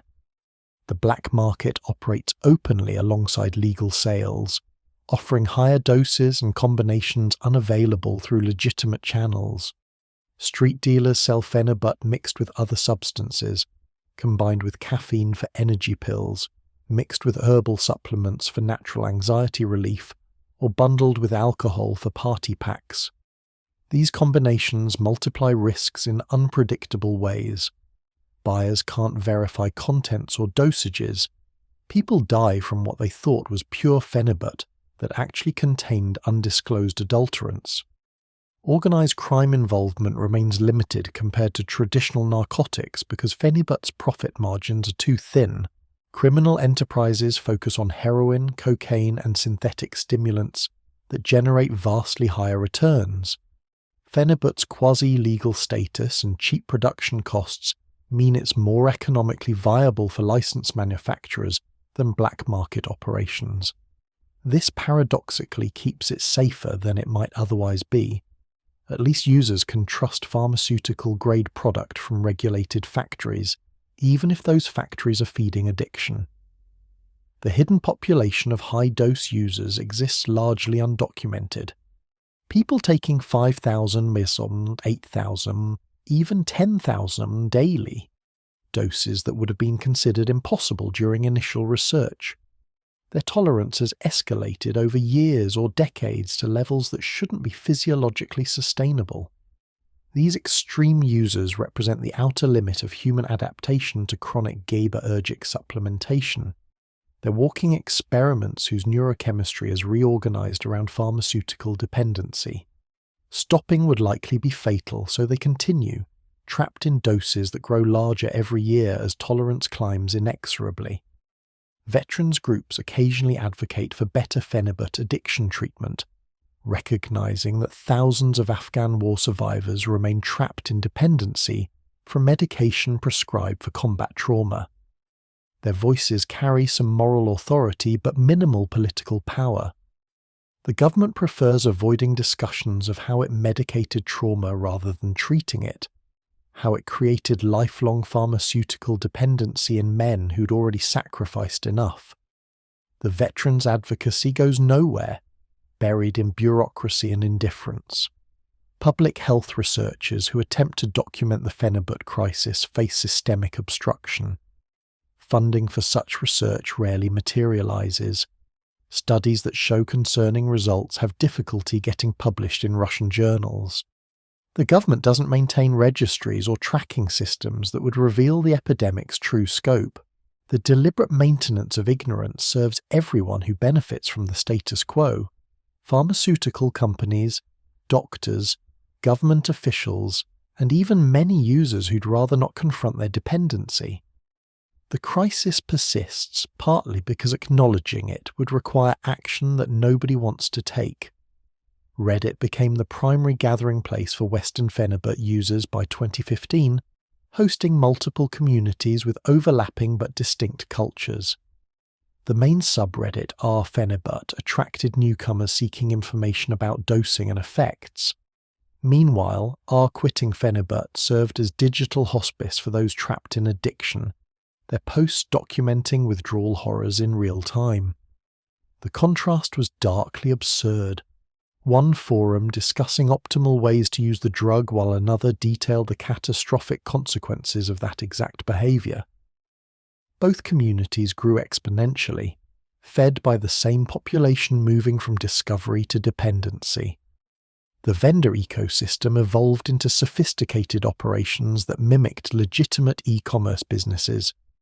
Websites featured professional design, detailed product descriptions, third-party lab testing certificates, and customer service chat functions. Some vendors offered subscription services with automatic monthly shipments at discounted rates, literally monetizing and encouraging chronic use. Money-back satisfaction guarantees created the illusion of consumer protection. The entire presentation suggested legitimate business, rather than pharmaceutical grey market operations skating regulatory boundaries. Product differentiation became a marketing strategy as competition intensified. Vendors sold Phenibut in different salt forms, hydrochloride versus free amino acid, claiming distinct absorption profiles and effects. Some offered extra fine powder that dissolved faster. Others marketed specific brands as superior quality despite identical chemical composition. Capsule sizes range from 250 milligrams to 1,000, with bulk powder available in quantities from grams to kilograms. The variety created an illusion of consumer choice, while obscuring the fundamental truth that all products delivered the same addictive molecule. Customer reviews on vendor websites read like testimonials at religious revivals. 5-star ratings dominated, with users describing life-changing anxiety relief and social transformation. The reviews were genuine. People actually experienced these benefits initially, but they captured only the honeymoon phase before tolerance and dependency emerged. Nobody returned 6 months later to update their review with withdrawal horror stories. The selection bias created a distorted picture where hundreds of positive reviews buried the few honest warnings about addiction. Cryptocurrency adoption solved the payment processing problems that had occasionally disrupted vendors' operations. Bitcoin and Monero transactions were irreversible, anonymous, and immune to credit card company restrictions. Vendors offered 10–15% discounts for cryptocurrency payment, incentivizing adoption.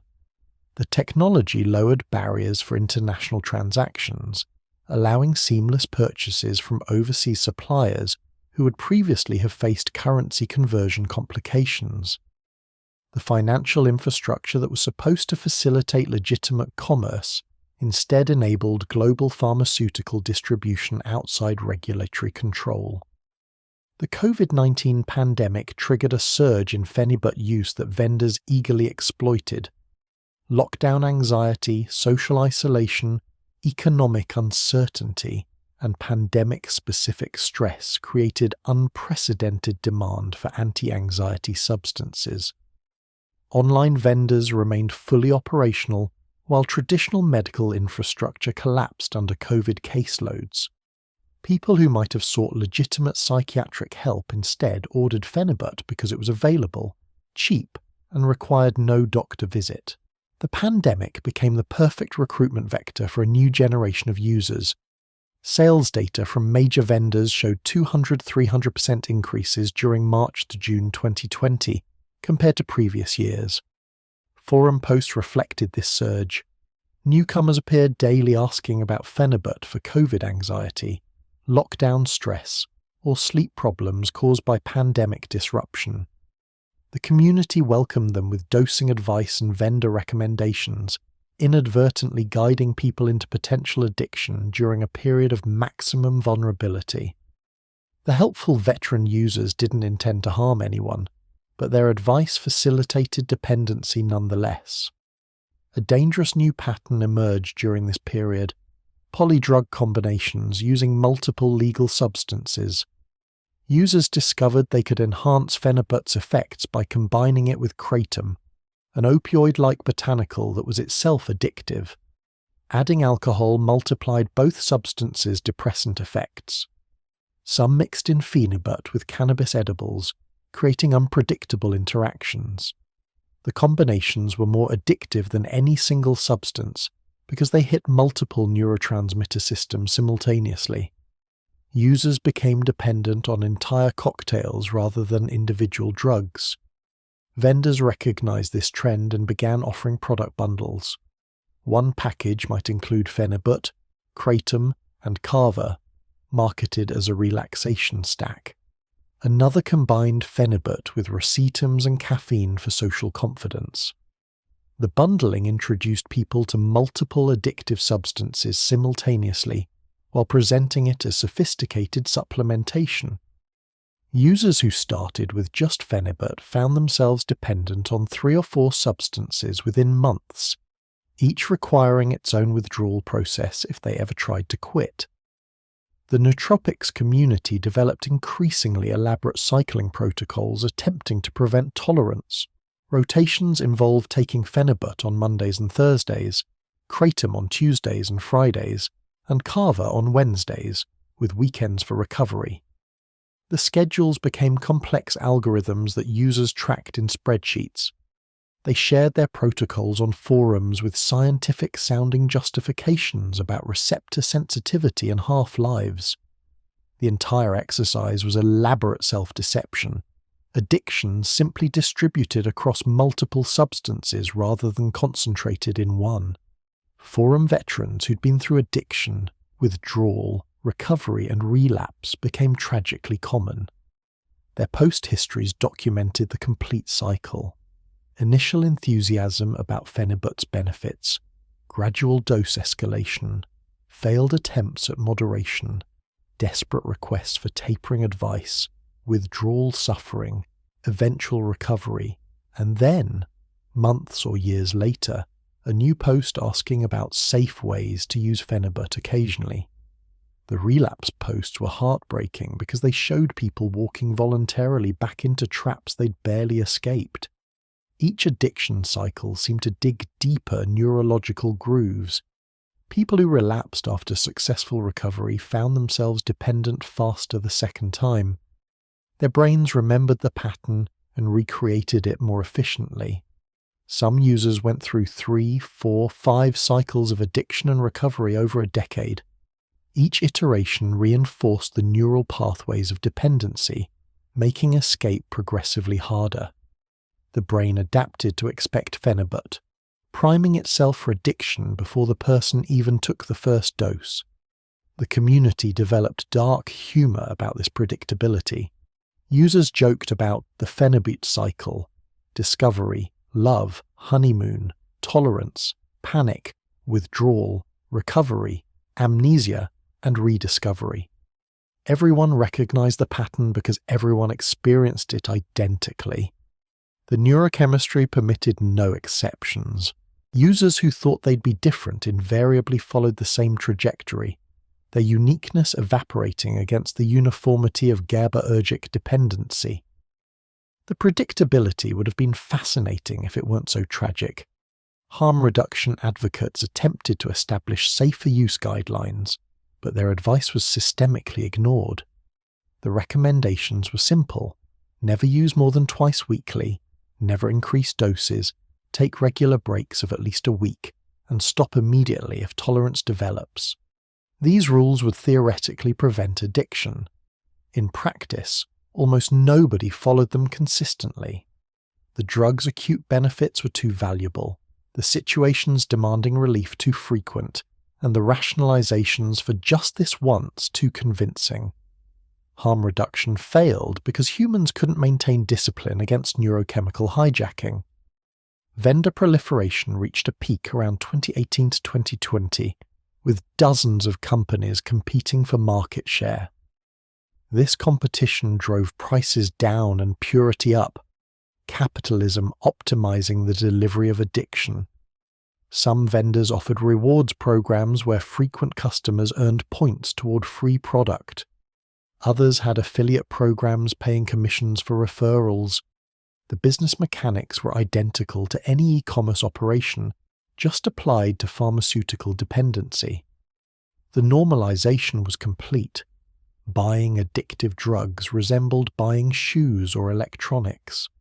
Quality control remained inconsistent despite lab testing certificates that vendors displayed prominently.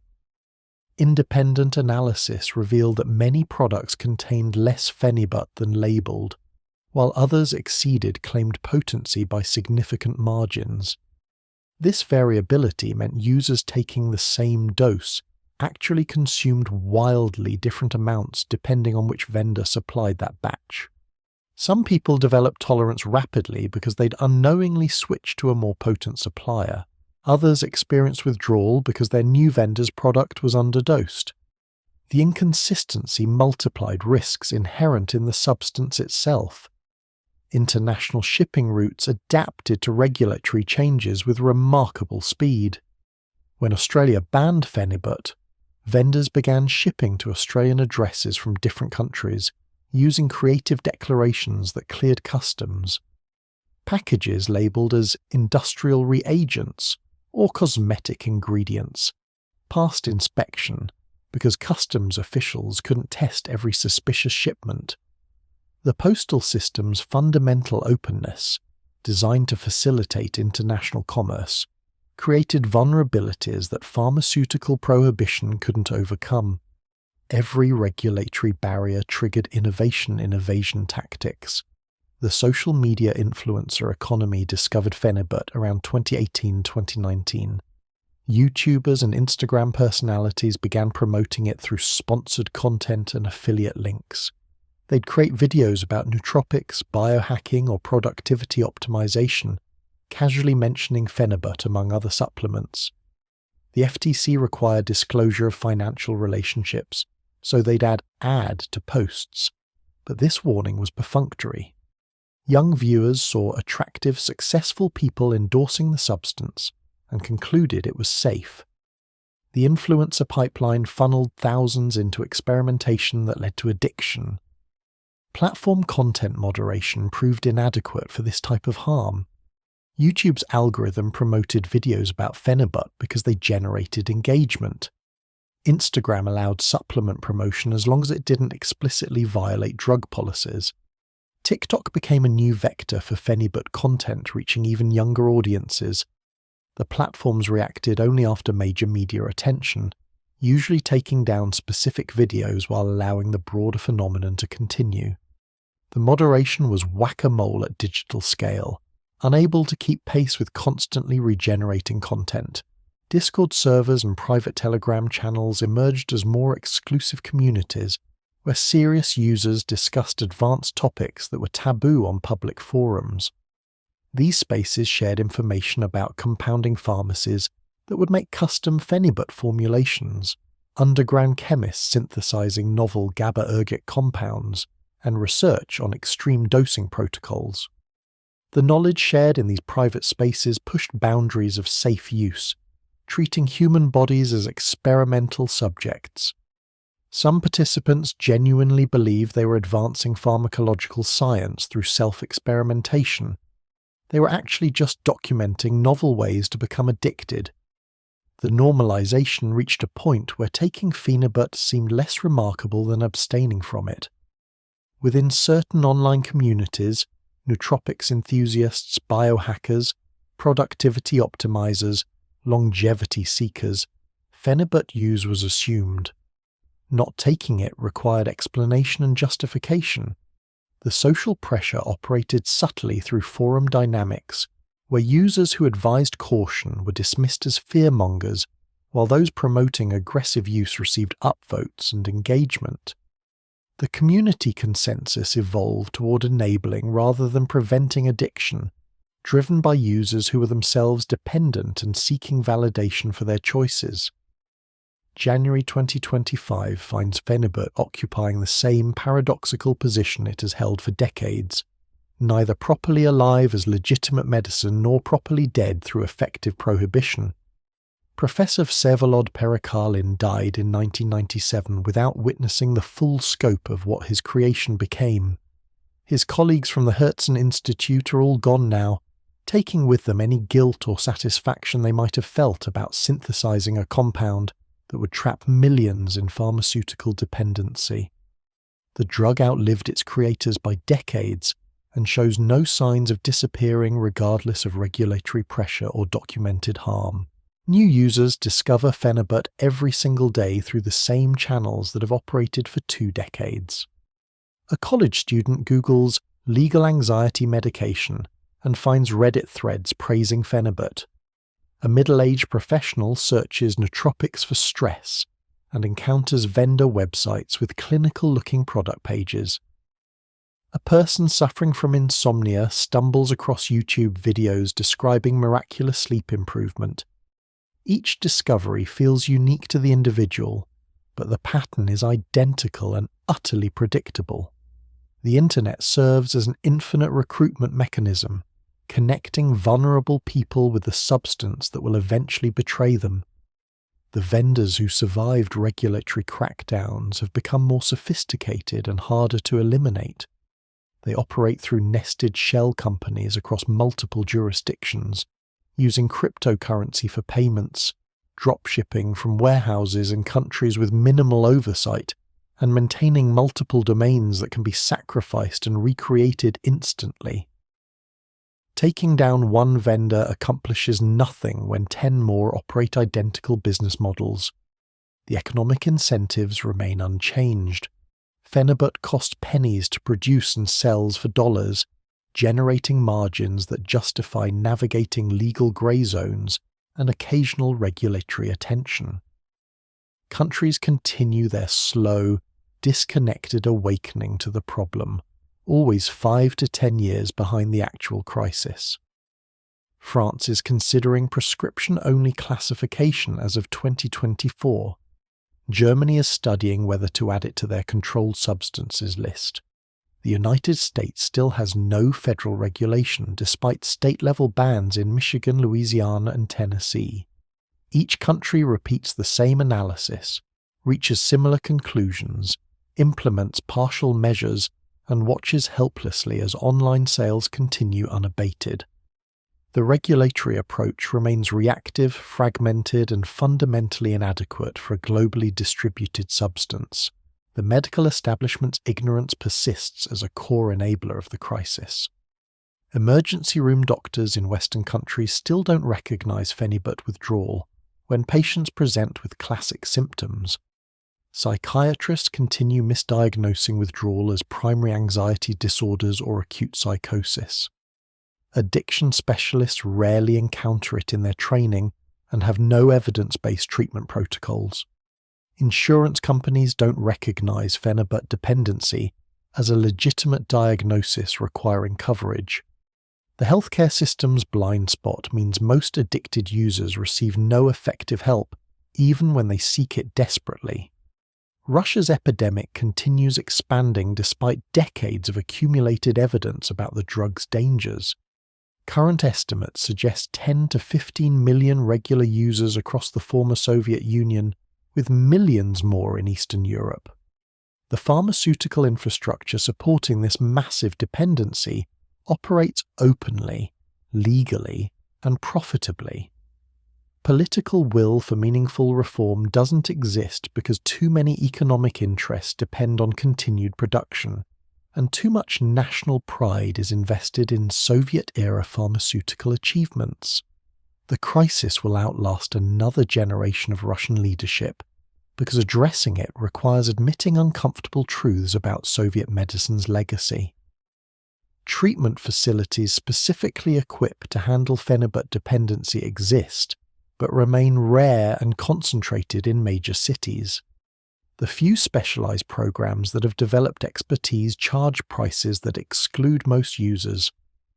Public health systems don't prioritize treatment for a substance that regulatory authorities barely acknowledge. Insurance reimbursement is inconsistent or non-existent. Geographic access is limited. A person in rural America or Siberia has essentially no specialized care options.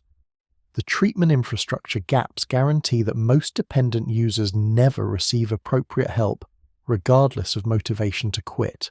The online communities documenting Phenibut addiction have accumulated truly staggering amounts of empirical data about the substance's effects, tolerance patterns, withdrawal timelines, and relapse dynamics.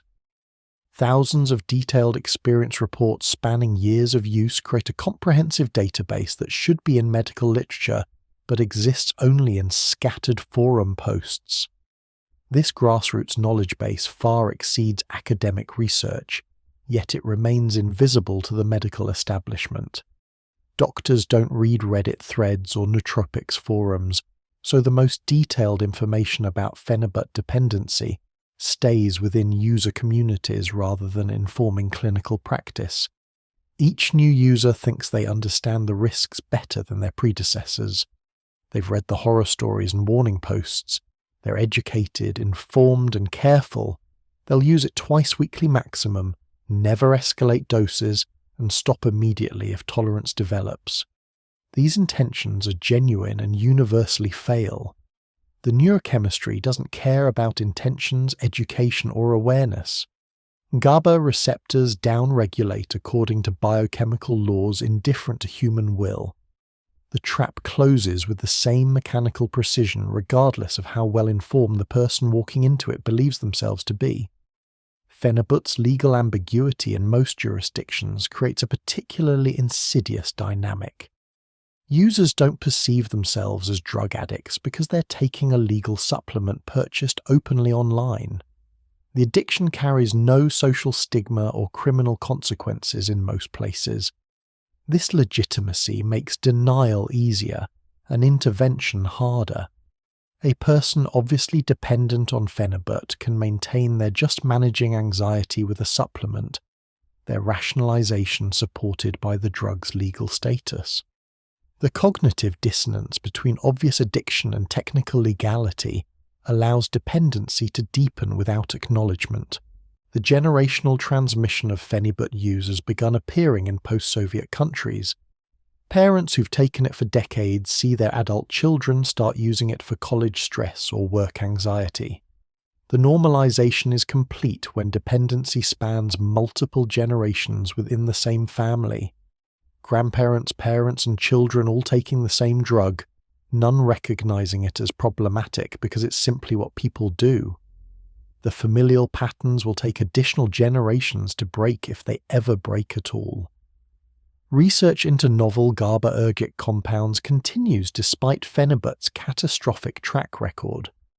pharmaceutical companies and underground chemists design molecules with subtly different structures, hoping to preserve anxiolytic effects while avoiding dependency. These efforts invariably fail because the mechanism that creates therapeutic effects also creates addiction. Any compound that effectively enhances GABAergic tone will cause receptor downregulation with chronic use. The search for a non-addictive GABAergic anxiolytic is searching for something that cannot exist, given current understanding of neuropharmacology. Some of these novel compounds have already appeared on the market, sold by the same vendors who distribute Phenibut. Phenibut, fluorinated Phenibut, claim to be more potent and longer lasting. Pregabalin and gabapentin, technically different drugs, but mechanistically similar enough to cross-tolerance with Phenibut. Baclofen, originally a muscle relaxant but increasingly used as a Phenibut substitute. The proliferation of similar substances means banning Phenibut specifically accomplishes little when users simply migrate to chemical cousins that produce nearly identical effects and dependency. The cycle of discovery, use, addiction, and regret has repeated millions of times across 6 decades. Each iteration follows the same script with only superficial variations in details. The Soviet cosmonaut taking Phenibut before a spacewalk in 1975, the Russian veteran self-medicating PTSD in 1990, the American biohacker optimizing cognition in 2015, and the anxious college student ordering it on Amazon in 2025, all walk the same path toward the same trap. The technology changes, the rhetoric evolves, but the neurochemistry remains constant and indifferent to context. The substance that was designed to calm heroes conquering space became a chain binding ordinary people to pharmaceutical dependency. Perikalin's insight about crossing the blood-brain barrier was brilliant pharmacology and catastrophic public health. His creation solved the immediate problem Soviet authorities demanded solved while creating a far worse problem that would persist for generations. The short-term success of cosmonauts taking Phenibut in space blinded everyone to long-term consequences of millions taking it on Earth. The Internet's role in Phenibut's global spread represents a darker version of technology's promise. Information accessibility was supposed to democratize knowledge and empower individuals. Instead, it created efficient distribution networks for addictive substances operating outside regulatory control. The same platforms connecting people across borders also connected vulnerable individuals with pharmaceutical dependencies that would destroy their neurochemistry. The technology is neutral. The outcomes depend on what gets distributed and how humans respond to incentives and neurochemical rewards. Younger users entering the Phenibut ecosystem in 2024-2025 face even greater risks than their predecessors because polysubstance combinations have become normalized. Taking Phenibut with kratom, cannabis, alcohol, and caffeine creates unpredictable interactions that multiply dependency risk. Each substance requires its own withdrawal if the person tries to quit, making escape exponentially harder. The modern Phenibut user isn't addicted to one drug but to entire cocktails, facing withdrawal from multiple substances simultaneously if they attempt recovery.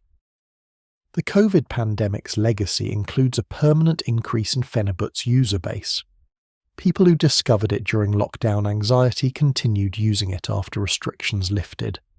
The pandemic normalized remote work, online ordering, and self-medication in ways that benefit pharmaceutical grey markets. The infrastructure that allowed people to receive Phenibut during lockdowns remains operational, more efficient than ever, feeding into patterns that outlasted the emergency that sparked them. Artificial intelligence and social media algorithms now optimize Phenibut discovery and promotion in ways that would have seemed dystopian a decade ago. Search engines surface vendor websites for anxiety-related queries. Social media platforms promote content about nootropics to users who've shown interest in productivity or stress management. Recommendation systems guide people from legitimate supplement information toward progressively more aggressive pharmaceutical experimentation. The technological optimization of user engagement accidentally optimizes addiction recruitment. Every regulatory attempt to control Phenibut has failed or proved inadequate because the problem is fundamentally global, while regulation remains national. International drug control treaties move too slowly to address novel substances. Individual countries act independently, creating patchwork regulations that vendors exploit through jurisdiction shopping. The absence of coordinated international response means Phenibut will remain available indefinitely regardless of local bans. The substance exists in the gaps between regulatory systems, thriving in spaces where authority is ambiguous or absent. The final irony is that everyone involved acts rationally according to their immediate incentives, while collectively creating catastrophic outcomes. Vendors sell a legal substance for profit, rational. Doctors prescribe medication that relieves suffering, rational. Users take a substance that effectively manages anxiety, rational. Regulators move cautiously to avoid overreach, rational. Each rational decision compounds into a system that traps millions in pharmaceutical dependency with no clear path to resolution. The tragedy isn't that people act irrationally, it's that rational individual actions create irrational collective outcomes. As 2025 unfolds, somewhere a person is placing their first Phenibut order. They've done their research and read the warnings.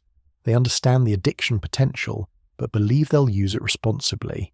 They need help with their anxiety, and this seems like a reasonable solution. The package will arrive in 3 to 5 business days. They'll take their first dose and feel genuinely better, their anxiety melting away just like the reviews promised. They'll congratulate themselves on finding this solution that doctors and society have overlooked. They won't recognize the trap closing around them until it's too late, because nobody ever does. The cycle continues, endless and indifferent, powered by human suffering and the immutable laws of neurochemistry that care nothing for intentions, education, or hope.